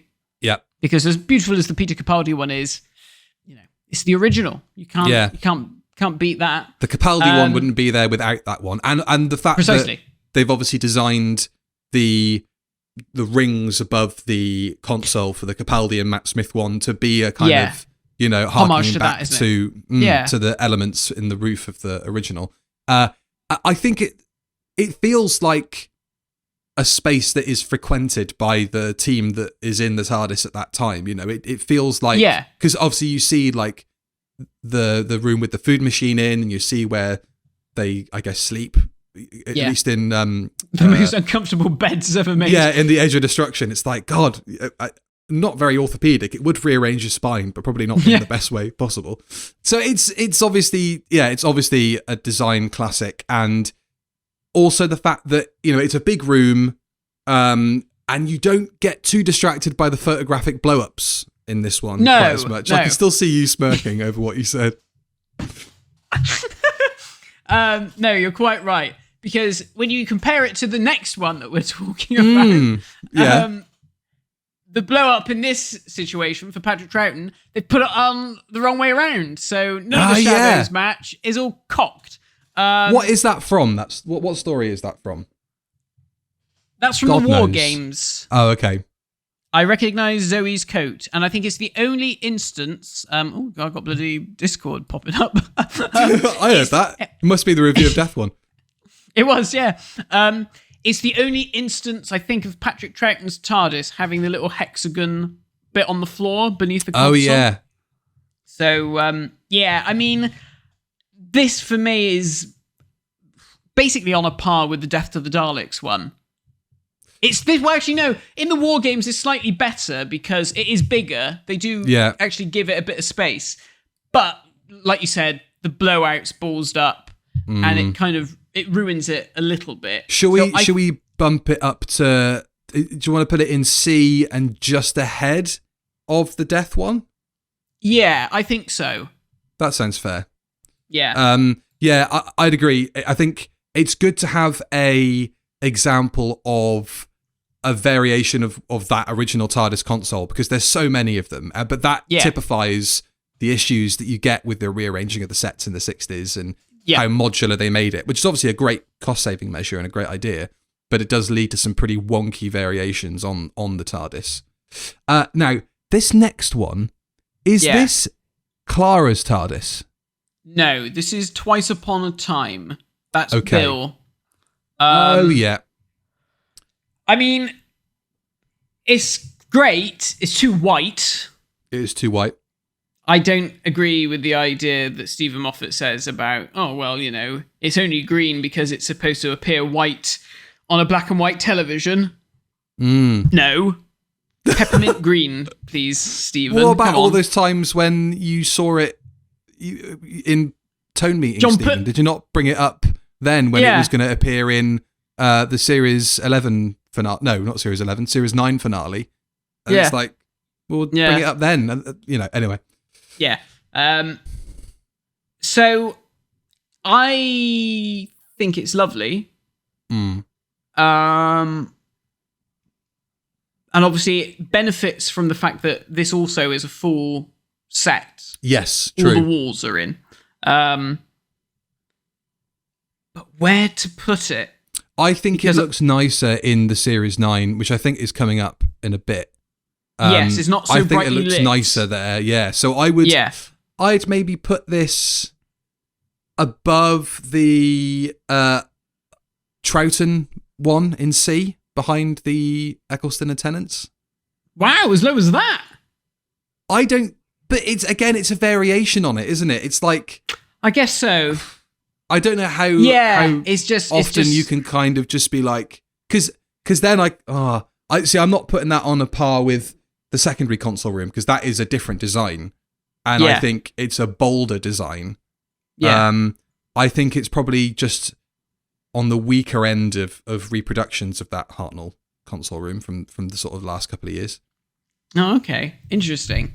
Because I mean, I'm in one way, I'd sort of be tempted to go, oh well, just put it in S but lower down because it's just an HD version of the original. But I don't know.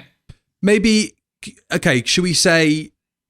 I can understand that. I just think with other versions of it coming up, that we might shift it around a bit more. I think just of the ones that are listed there, it's not as good as the other ones that are coming up from the new series kind of era of that. So maybe we'll shift them around a bit. I've still got it in C at the moment, but we'll shift it around a bit maybe. Well, I'll put it in C. Where have you put it in C? Between the last Eccleston Tennant and the Troughton. Fine. Oh, did we put Troughton before or after Death of the Daleks? The Death of the Daleks is the furthest one on the right. Okay, on mine. Fair enough. Yeah, I agree with that. Cool. I put it in the wrong place. Right, Jodie Whittaker's TARDIS. Would you be surprised to know that it was the most disliked on Twitter? No, I'm not surprised, to be honest. No, I didn't think you would be. Yeah. As much as it pains me to say it, I think it's probably D. And we've got another variation on it right below, which is the bright orange version. Yeah. Which I think. Oh Which do you prefer? Don't know. They all seem naff. Why are they different? I think they changed the lighting in the later seasons, so it pops a bit more. I'm fairly certain that top one, the one that we're going to rank now, is from the first year. You're right, yeah, because they added that like thing in the top, didn't they? In the second series, that thing in the roof. So yeah. I mean, it's D either way. I don't think you see it being used enough is the problem. Like the few controls that we do see, like I can only think of the kind of smoke screen monitor. Yeah. The crystal TARDIS, which pops up a couple of times. The custard cream dispenser. Yeah. There's probably a handbrake, but you don't really see it shot in such a way where you can easily identify specific controls on that console besides the few I mentioned there. It just feels very nebulous because it's all such weird, abstract, crystally wank. Whereas at least the Eccleston and Tennant one is abstract, but it's recognizable things, you know? You're like, okay, obviously it's a real handbrake or it's a bell or whatever. Yeah, and obviously the Capaldi one, the Smith Capaldi one was the same, you know, although it was cobbled together, but there was more of more cohesion to it. Well, yeah, the Smith Capaldi one actually looks like a spaceship, you know? Yeah. I think I would probably put I'm putting both the Whittaker ones in D. Yeah. But it's whether or not it's the later lighting. I think I prefer the later lighting. Yeah. I don't think these photos necessarily do it justice, but I think it looks better in those later series. I mean, it's just not a very practical set. I mean, the pillars are basically right on top of the console. There's no room for the actors. No, you never really. All the conversations would take place on that raised level, and then with the actors with their backs to the TARDIS door. Yeah, you know, on the ground floor bit. I did like the return of the kind of cupboard entranceway. Oh yeah, I like that. Yeah, that's great. I like the lighting leading up to, like, in that kind of atrium area. I like the lighting around there, and I like the cog roundels that are kind of on the sides. Yeah, they're fine. I always like it when you can see an obvious route out of the console room, which I think is something I don't like that much about the Tennant Eccleston one, because it's kind of a ramp that goes off screen, but sometimes it's there and sometimes it isn't. Whereas I like the steps. I like the fact that they can have sort of deep chats on the steps going up into the kind of living areas of the TARDIS. Yeah. But that's kind of it, I think, in terms of things I rate about it. And I just think of that CBBC, we're travelling around the universe dance when I see it. So that was all going I think around, of. wasn't it, the other day on Twitter? I hope they're all doing well. Right, another sort of pseudo Hartnell TARDIS, the Fugitive Doctor's TARDIS, which is friggin' beautiful. I think it's S tier, isn't it? Oh, it's certainly S tier. And I think I would go so far as to put it above Peter Capaldi's. Yeah, I would agree with that. It is the perfect mix of redesigning a classic space and still making it look authentic to the original. I love the way that the walls stop and then you've got the recessed parts. Yeah. The only thing I would say is I love a physical door, like a proper flappy door, which isn't there. And also, I think if you wanted to go that one step further, as great as the Hartnell console is, how nice would that be with a sort of like swisher, more of a kind of Matt Smith Capaldi console in the middle of it with a slightly taller column. Oh, yeah. Oh, yeah, for sure. But it's great. It's great. Yeah, it's fantastic. And it's such a shame that it didn't get adopted as the proper console room, really, because it's so nice. No, I know. Yeah. So we see it in Fugitive, and we see it when Yaz has got post-it notes all over it, and yeah. So it's I'm trying to think if we see it Fugitive, Ascension of the Cybermen. Yeah. No, Timeless Children. Sorry, Timeless Children, and then the Dalek story, Revolution of the Daleks. And then Jodie Whittaker blows it up. R.I.P. Lovely TARDIS. But yeah, definitely S. Then definitely McGann. S. I mean, I think it's also going to be S. Yeah. It's whether or not it gets placed higher than Capaldi, I think. Are you going to put this above Joe Martin? Because I don't think I'd put this above Joe Martin. I wouldn't put this above Joe Martin either. I would certainly put this above Capaldi. Yeah. Because although I love the room, that is one of the most stunning consoles ever. Yeah. It just looks phenomenal. Obviously, it started off the trend of time rotors that go way up high. Yeah. It started off the trend of the pillars that we then see, with later console rooms. It's just fantastic. It's just brilliant. The only thing that lets it down is the lack of roundels. Obviously, there's the roundels on the girders, but I think the exterior is so homely that you sort of lose the spaceship idea. I don't think you need it. I think there is a trend that comes along. Obviously, it's nice to have the round things. Yeah. But I think there's a bit of a trend of just sort of bodging them into the sets without really thinking about their use. Like, obviously, when we come round to Capaldi, they reintroduce the roundels along the bottom ramp area around the edge of the TARDIS, and that looks really nice. Yeah. But again, as you say, it doesn't need it. It's got the reference to it in the pillars. Yeah. And yeah, like there's no need to include them. So I would I would definitely rate this very highly. And I love the chairs and the books and the kind of library you can see in the background and all that other stuff. Yeah. And you feel like you would live in it. It's the Doctor's home at the end of the day. It is. You feel like this is the place where he would. And that entranceway as well, with the big door and the seal of Rassilon over the top and the steps. Yeah. That looks very grand. It's very cool. Very cool. Right then, Matt Smith's second console room, the green Capaldi-esque one. I mean, I prefer it to Capaldi. I can concede that Capaldi should be higher because there is a bit more stuff going on. Right. But in that case, I'd have to put it in A tier for me. And I think I'd have to put it above the Three Doctors. What you chatting about, you But mad it's- sod? The Three Doctors one is good, but it's not Yeah. like we haven't seen that design before. And arguably, obviously, the Unearthly Child one is the ultimate. And I think that this is just a cool design. I think it looks great. Fine. Okay. I would still put John's ahead of it, but for the sake of this, I will concede to your. I love the brush steel.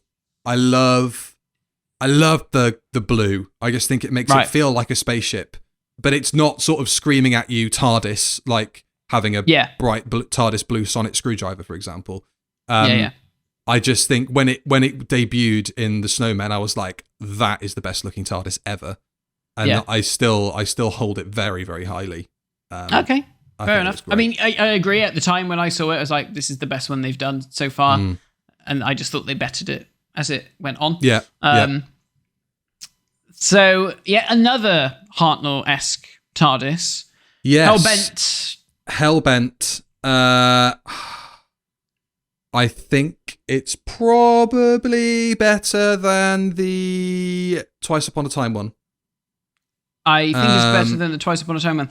I mean, I'm looking at this list now. I think I'd put this above the Eccleston ones and that stuff. Yeah, I love this design. Okay, we can do that. Because I know it's obviously meant to be the Hartnell one. Yeah. Or of that sort of style. And I've just never been so keen on the Eccleston one. Yeah, I haven't either. I mean, it was a great toy. I think a lot of my affection for it comes from the fact the playset it comes from so the toy. Good. Oh yeah, definitely. But I just think, I'm not a fan of the organic, and I'm not a fan of the bodged together vibe. No. Whereas that is just like, it's a streamlined version of the Hartnell TARDIS. Looks great. It's lit very well. I think, that better dimmer than lighting. Twice Upon a Time, Yeah, it blows it out if it's too brightly lit. 70s, 80s, TARDIS. Peter Davison, Tom Baker. Like I said earlier, I am not as fond of this one because it feels like that console and that look. As much as it sort of is similar going forward, it looks like it's desperately just clinging on to life for basically since the time it's introduced. When do we first see this? Is this Key to Time or is this before then?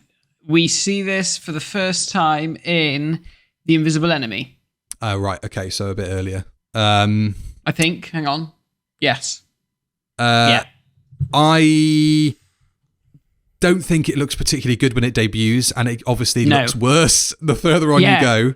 And it's just tatty and so cobbled together. Isn't it? And then you see the new one in the Five Doctors, and it's finally like, oh my God, like everything just gets a lift. It's like the TARDIS, you want to be in the TARDIS doing scenes in the TARDIS, but you don't with that set, No. Do you know what? I'm kind of tempted to put it the bottom of C tier. I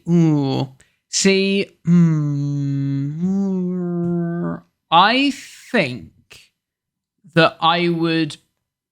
But that John Pertwee's console is nicer, isn't it? I like the green that you can see in the Pertwee one. Yeah. Yeah. See, I prefer the actual space of the 80s, the 70s, 80s one, but I the console leaves a lot to be desired. I tell you what, maybe I was going to say the console is the only thing that really would make me put it lower than the Troughton and the Pertwee one there, because at least that's the original and that looks a lot nicer. Yeah. But as you say, the space is better, and that was what we were criticizing those two over the most. So I'd be happy to either put it ahead of those two or behind it. Whatever you think. Shall we be diplomatic and put it in between War Games and Death to the Daleks? There we go. That's why we have him. That's the diplomacy there. Right. Cool. 80s proper now. Peter Davison, Colin and Sylve. I think this is the best classic series console, with the exception Of the original. Of the original. I could see your face drop. I think good. that this has to go... to me, it's just whether or not it's the top of A or in S tier. Yeah, I know what you mean. I suppose the only thing is that it's not particularly tactile in terms of controls. It's very 80s with the keyboards. I love it, and I think I love the Time Rotor as well, but I do think I prefer the Pertwee one in terms of like knobs and switches and stuff. Mm-hmm. That is hard. Should we put it at top of A? Top of A? Yeah, that's what I was going to say. Top of A. There we go. And then we can have great. We can have a fiddle if required at the end once we take stock of everything. Okay, next up. Washing up one, bowls. Yeah, I think that probably goes, I'm going to say, right behind the Eccleston and Tennant's, I think. Yes. You know? So ahead of Twice Upon a Time, but...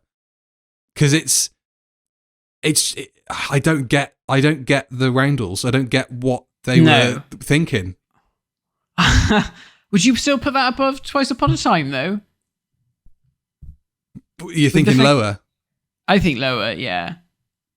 I admire it, but I think the fact that they went not again and they immediately got rid of it. Yeah. I would put it at the bottom of C tier. Really? Okay. Maybe I'd put it above the Death of the Daleks one. I think that's fair because at least it's a different set and the room is bigger. Yeah. At least you can move around in it. True. And isn't there a monitor in the roundel? There's a monitor in the roundel. Yeah. That looks nice.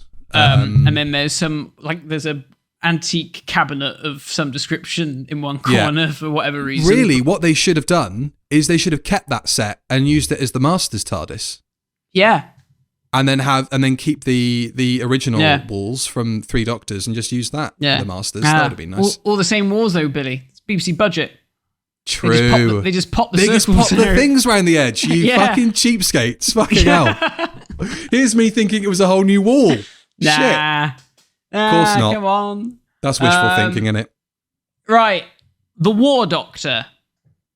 I mean, they didn't have the money to build a new console room, so what do you expect? But yeah, I just have to wonder now whether it's C bordering on D or we keep it. It goes in C tier. I don't know. I think it's pretty crap. I think it's a bit thoughtless. You know, like not a lot of thought has gone into what they're going to do there. Right. And I just think Stephen Moffat's probably written in the script, it's a mixture of classic and new console rooms. Yeah. And they've gone, right, well, what can we actually do in the time? I'll stick the walls from the experience into the console room for the experience. Yeah. And there you go. Yeah. I mean, they do up the console itself. In that it's a different colour? Yeah, they've added extra bits to it. Oh, I didn't know that. Yeah. I don't know why is it on there twice? Hang on. Oh no, I don't know. It's the same. It's exactly the same set. Okay, well, we'll just include the one variant. Yeah. Unless somebody can tell us why it's on there twice, if there's a reason. Yeah, that's weird, isn't it? Because I can't recall it ever appearing again. No. I would personally put it above the Eccleston one. Really? Just because it's got the roundels? Just because it's got the roundels, and I think the console looks slightly less grungy and manky. Yeah. So it looks slightly nicer. But I'm happy to go wherever. I would... Okay. See, I wouldn't rate it as highly as the Tennant and Eccleston one. I think it's below that, because at least that is a theme. You know, it's like doing its thing, and it's all designed that way. It's a cohesive set, isn't it? Yeah. And, yeah, I mean, to me, that's almost the same sort of level of let's tart it up a bit that they did for the Time Monster. So maybe we put it above the Time Monster, but behind the Baker Davison one.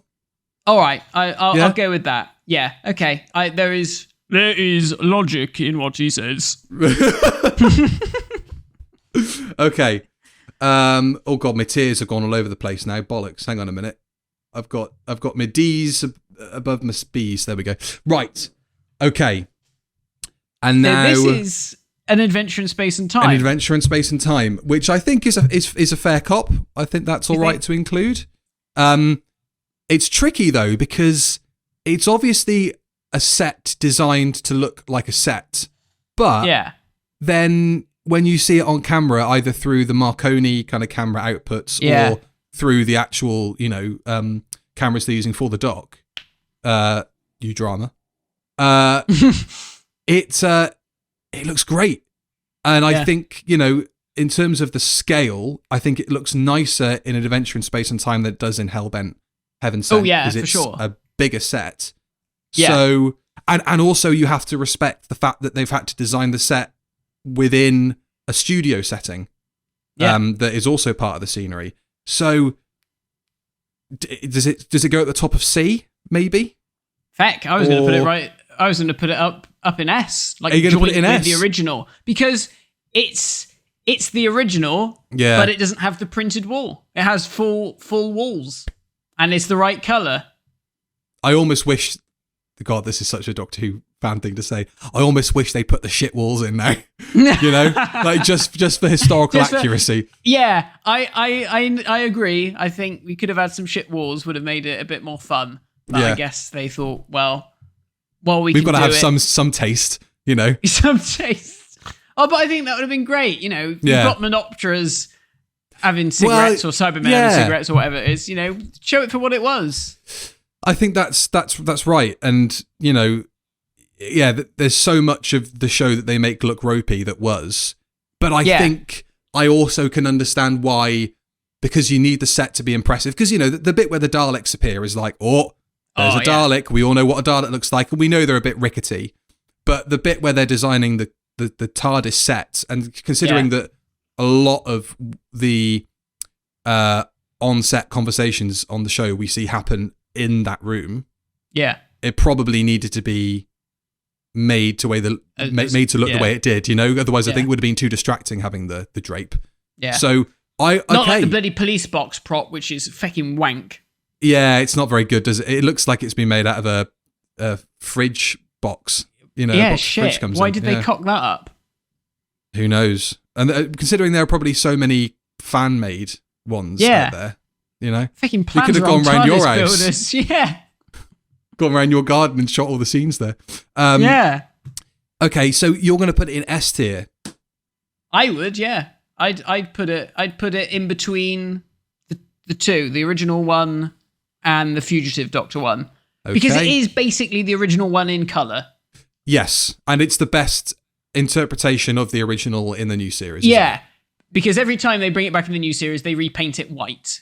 Because or the set's smaller. Yeah, smaller. Yeah, so it's such a small studio that as well. They're in Wimbledon Studios for that setup, and that is tiny. So it's kind of remarkable that they managed to get that sort of scale while also because it looks big. Yeah, it's like a set within a set, and then you've got the actual crew that are actually working on it to consider as well. Yeah, it's, and I think good job.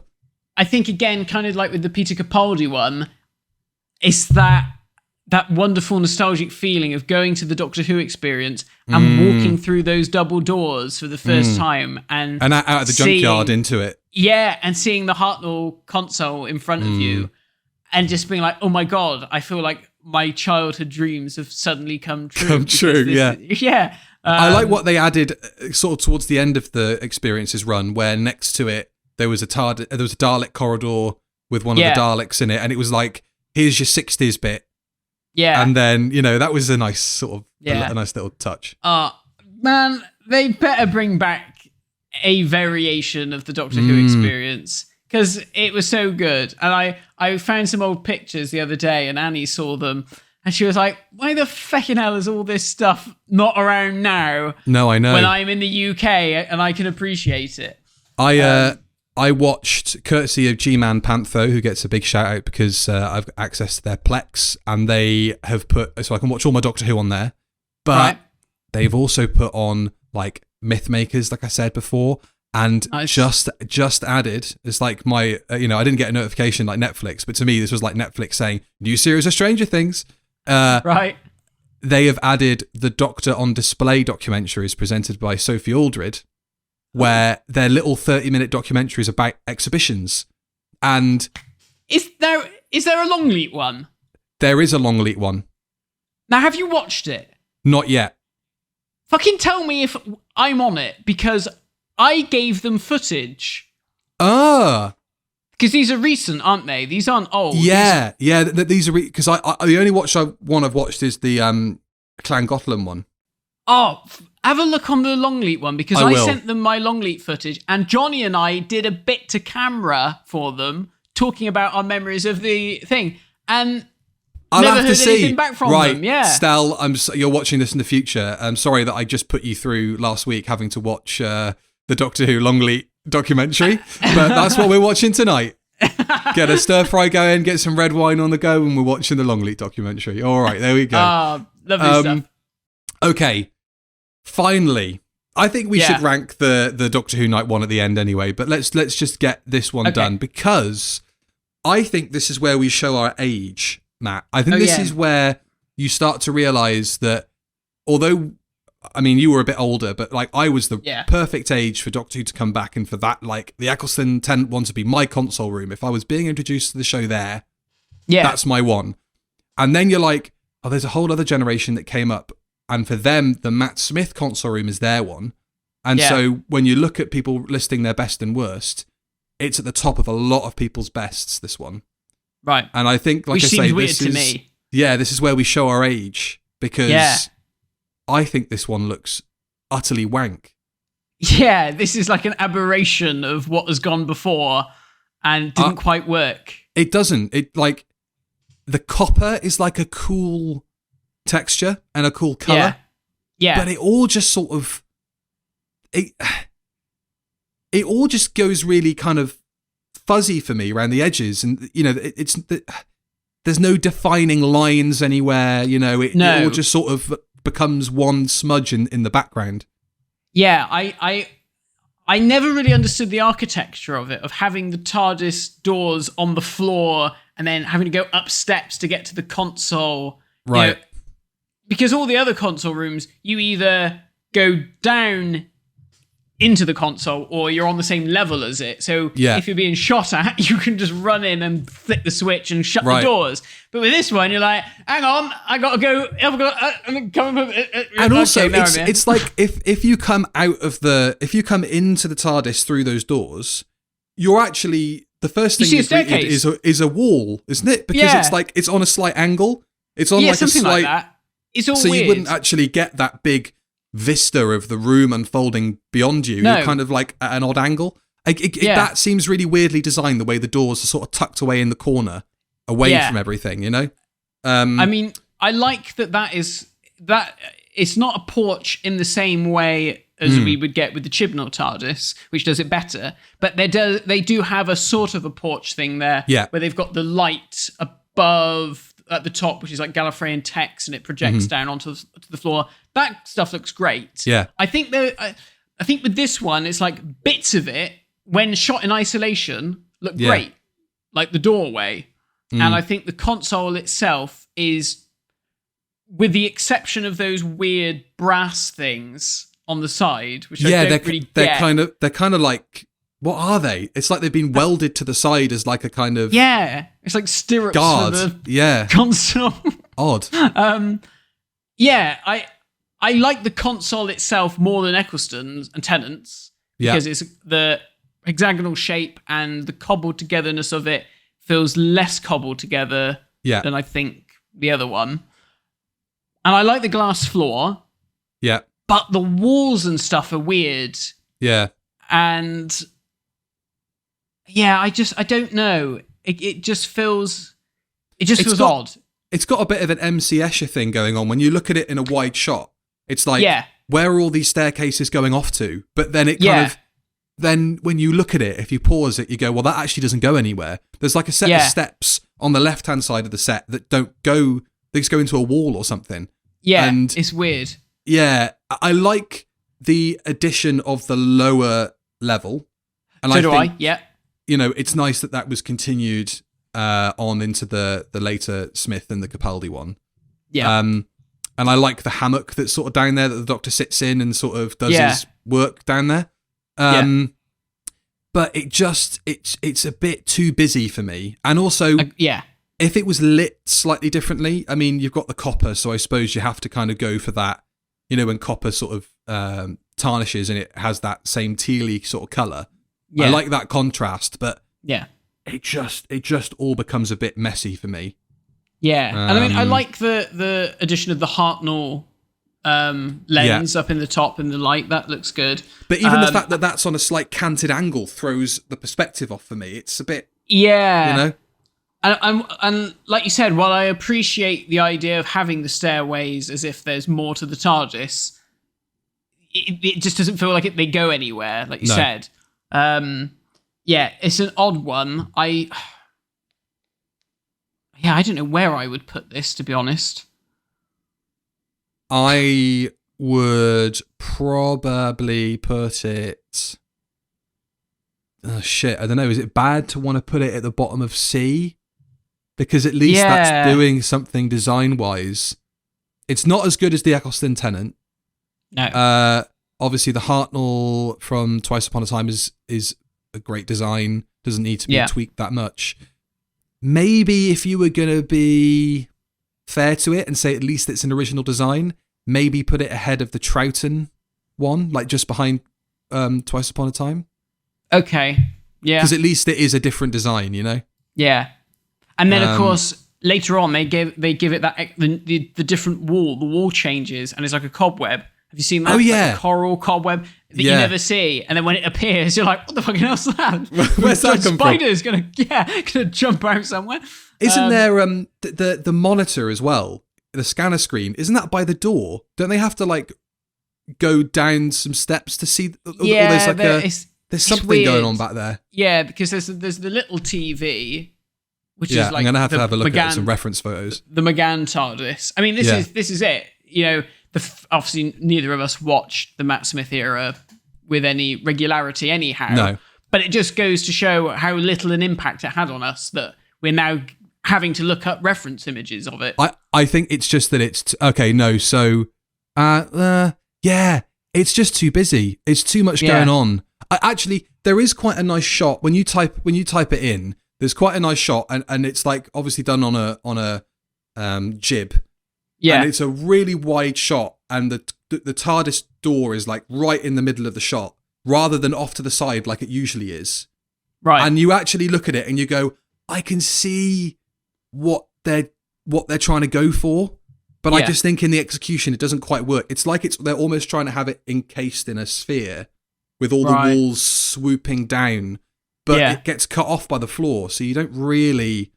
I think it's fair to say that it goes above Troughton and before the Twice Upon a Time one. I think that's okay. Okay. That's where it goes. Shall we put the Doctor Who night one somewhere? I mean, it's a lovely evolution. It's where the show was obviously going and where it went with the taller rotor column. And I love the floating TARDIS idea. I think it's cool. Funny if it was ever done, everybody would just be going, "You've ripped this one off," which is so weird. Thinking, well, it was on BBC Choice. Like anybody actually saw what that looked like, you know? Yeah. But I don't like the roundels. I gotta say. Do you not? The roundels to me look like paper plates, like stuck to the walls.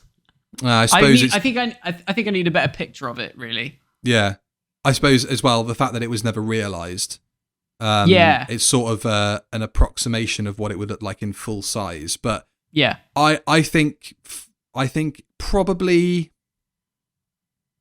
B. Is that fair? It's a cool looking set. Yeah, I think that's fair. Bottom of B. Yeah. Oh, I'd probably put it above. I'd probably put it above all of them. Actually, I'd probably put it in front of B. Yeah, because it is a nice design. Cool. So yeah, I think.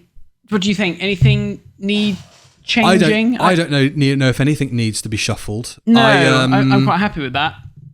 Yeah, I think it's difficult because there's so many variations, and especially it's so funny. Like in the last 10 years, we've seen so many versions of that bloody Hartnell console room. Yeah. It'll be interesting to see at some point if they ever do like a throwback to the 80s, or if they try and recreate that terrible Baker Davison console room. Yeah. Like, how do they tart that up? Where do they go design-wise there? That's it. I mean, it came out of storage, didn't it, for Shada? There was that fan build. And then it ended up at the Experience. And it was at the Experience, yeah. I think that was one of the last times I went then, was probably the first time that went up. Yeah. I think I only saw it there once. Quick roundup for people, for audio listeners as well. So S tier, we have the original Hartnell console room, followed by Adventure in Space and Time's redo of that. Then we have the Fugitive Doctor's TARDIS. We have the Paul McGann console room. We have the Peter Capaldi. I can't say his name. Peter Capaldi. Peter Capaldi console room. And then in A, we have the Davison Baker McCoy console room, followed by the Matt Smith console room, followed by the Three Doctors Pertwee console room. And then in B, we have the BBC Choice Mike Tucker design console room. Obviously not canon. Not canon. Then we have the Pyramids of Mars, Planet of Evil, Tom Baker cream one, followed by the secondary console room, wooden jobby. And then down to C, we've got the Hell-Bent Hartnell redo, followed by the Eccleston console room, followed by the Series 4 version of the same console room, but with brighter lighting. Then we have the Day of the Doctor version of that console room with slightly different lighting again, and slightly more restricted views because it's only part of the set in a Doctor Who exhibition. Then we have the Twice Upon Time version of the Hartnell TARDIS, which is just too white. Then we have the Matt Smith console room, which is just too white. Which is just a bit of a mess. Then we have the War Games console room from the Troughton era, which is pretty good, but they put the wars around the wrong way. Then we have the War Doctors console room, which looks rather nice, but they did just cram the Hartnell console room walls into what space they had. Mm-hmm. Then we've got the Tom Baker, Peter Davison console room from the late 70s, early 80s, which is obviously a bit ramshackle and looks it on screen. Then we've got the Washing Up Bowls of Doom from the Time Monster. Yeah. And then we have the tobacco-stained walls of the cramped Death to the Daleks console room. And then moving down to D, we've got the latter lighting effects of the Jodie Whittaker TARDIS, and then the early lighting effects and slightly smaller Jodie Whittaker TARDIS. That is all of them. When you boil it down to things like that, you go, what a bunch of fucking pedants. Like, Jesus Christ. What are we doing? Yeah. Right, I'll tell you what we're doing, Matt. So next up on the review of Death, we've got some Patreon stuff coming up, which will be good fun. Last week we released our review of Two's Company, which might surprise some people. Which might surprise some people. I think the next one with Missy and the 10th Doctor may be out by the time this episode comes out. Yes. But you can go back and catch up on all of Once and Future over there, plus all of our great commentaries and whatnot. Good fun. Join the Patreon, join the Discord. And then the next proper episode, Matt, might not be coming out on a Thursday, is all I can say. It might be coming out at a different time. But in that one, hopefully, we'll be discussing the DWM poll results, some of the individual Doctors ones, go through those. Yep. I don't think we'll have the full results out by that point because voting closes a couple of days after this episode's due to go out. Yeah. We'll also have a quick discussion on maybe where to start with Doctor Who, because we're entering a very interesting period of the show where new people are coming on board and they may not know where to begin. So this is maybe a bit of a reference for it looks like you're talking into your Cyberman's gun from where I am, which also, I was going to say, looks like he's got something in his hand. That's been there the whole time. I can't unsee it now. So, look, hey, whatever we do, and whatever it's for, on whatever day, it'll be good. So you should just you should tune in and listen to it and watch it. That's going to be a fun one because, you know, if you're an old school Review of Death fan who used to watch us before we became a podcast, you know, that was one of our earliest videos. It was our second video, wasn't it? The poll second results ever video. Of the 50th. And we were foaming at the mouth with rage, with incandescent we were foaming from rage. Everywhere it's possible to foam from. I mean, it was just, you know... There were some mad results I there. mean, you know, we can talk about the fact that Power of the Doctor is the best ever Jodie Whittaker episode, apparently. It's like, fucking excuse me? And the fact that it was included in, like, the long list for the Pick 5 on the Doctor Who website, the magazine website, which you can go and do now. We talked about that last week. It's on there and you just think, no, that means it's like going to be top 30 or top 40 or something. Yeah, and there'll be some mad bastards out there, I'm looking at you, who will vote for it and go, oh, but I like seeing Peter Davison as Sylvester McCoy. There we go. That was a good impression of Jodie, actually, wasn't it? When I did that, it just came up again saying, are you playing music? Maybe my Hakuna Matata or whatever it was that I did last time in the jungle. In the jungle, Hakuna Matata. Maybe it wasn't quite as good as I thought.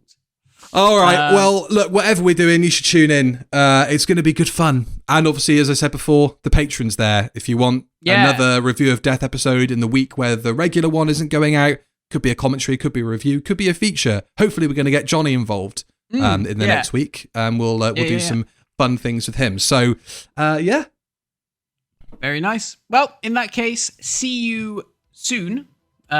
See you in less than a fortnight because the next episode will be coming out slightly earlier in the week for reasons that have not yet been announced. Although, actually, by the time this goes out, it might have been announced. So check the socials. Check the socials and see what's going on. Yeah. Oh, my dog's barking. Right, that's time for me to go. So, see you all next time. Goodbye. Bye.